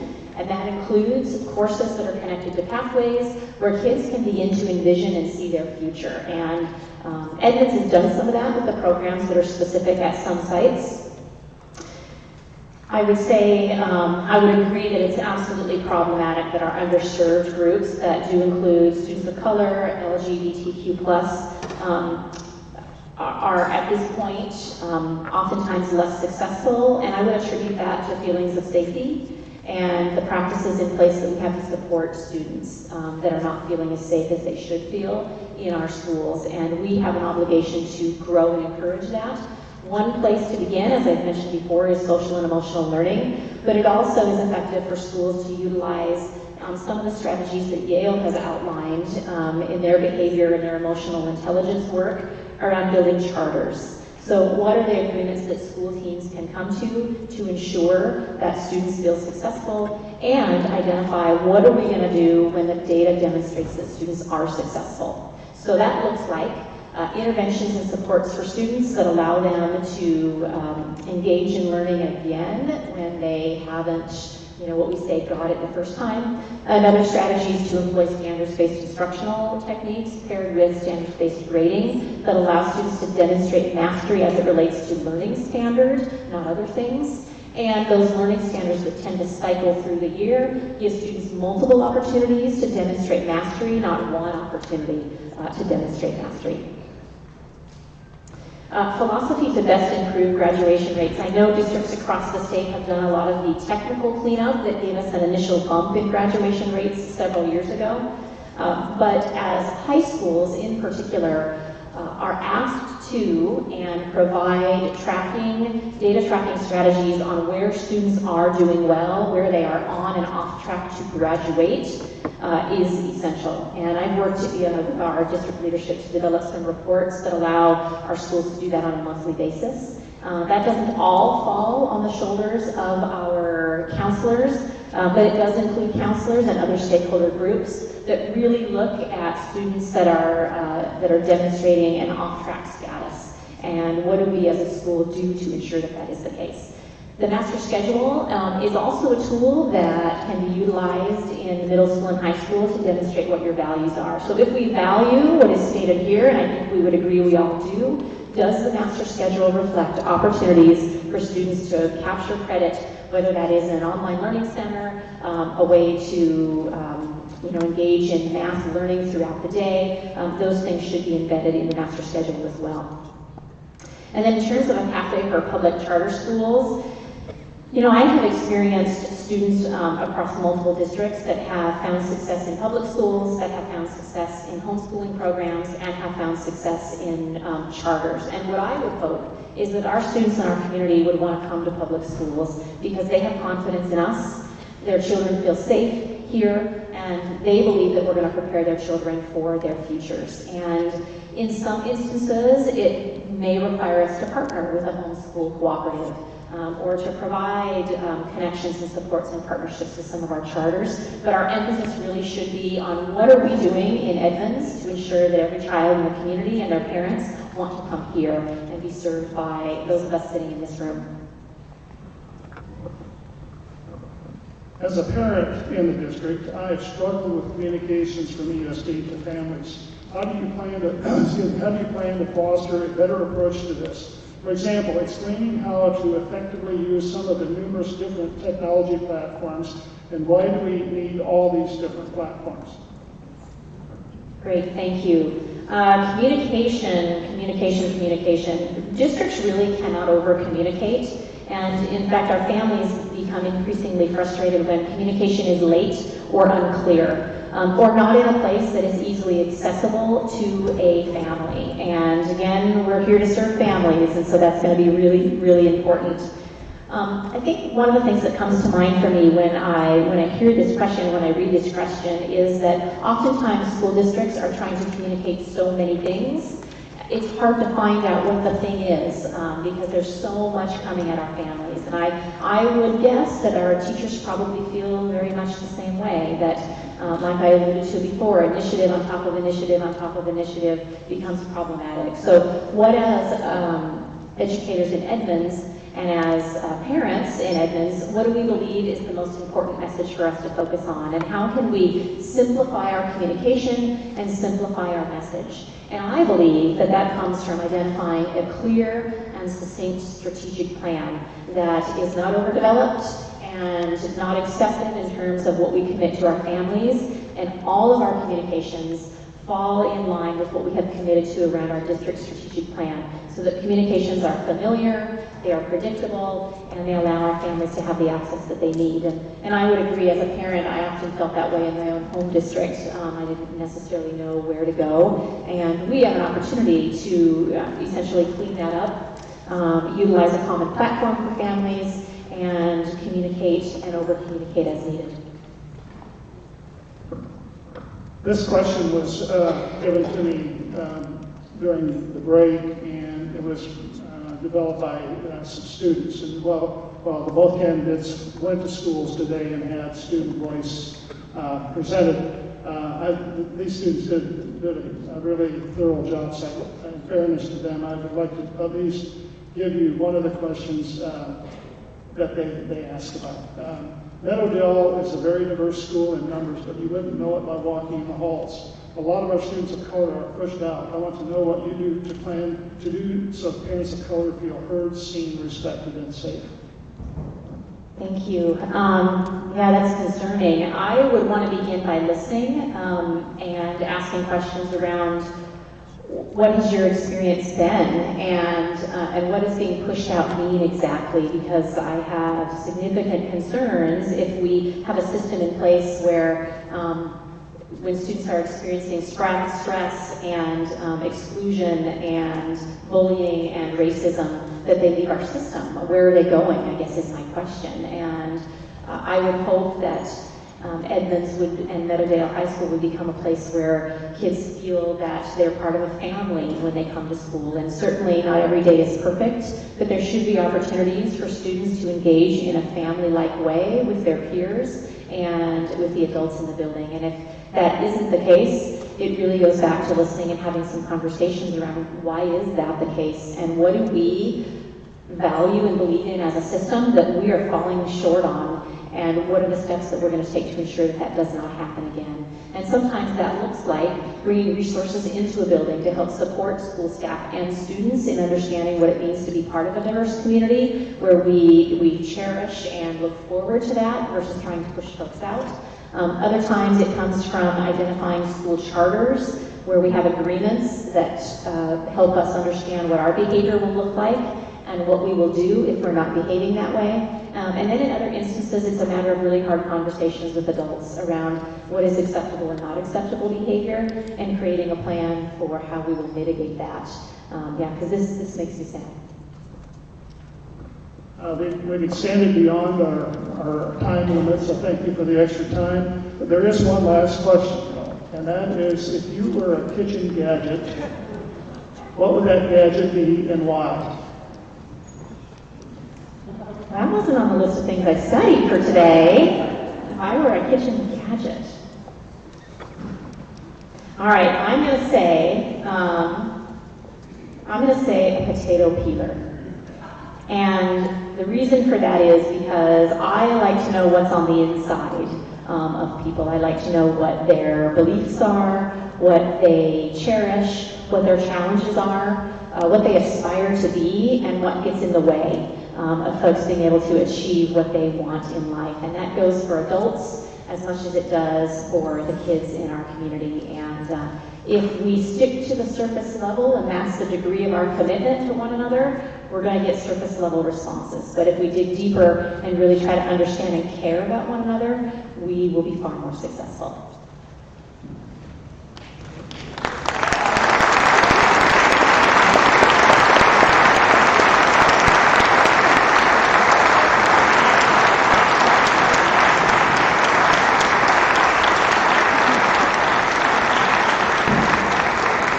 Thank you, Dr. Rumbaugh, very much. That concludes our evening. Thank you very much for your attention, your time, your thoughtful questions, and this meeting. I don't know if there's a board member here yet, but we're adjourned.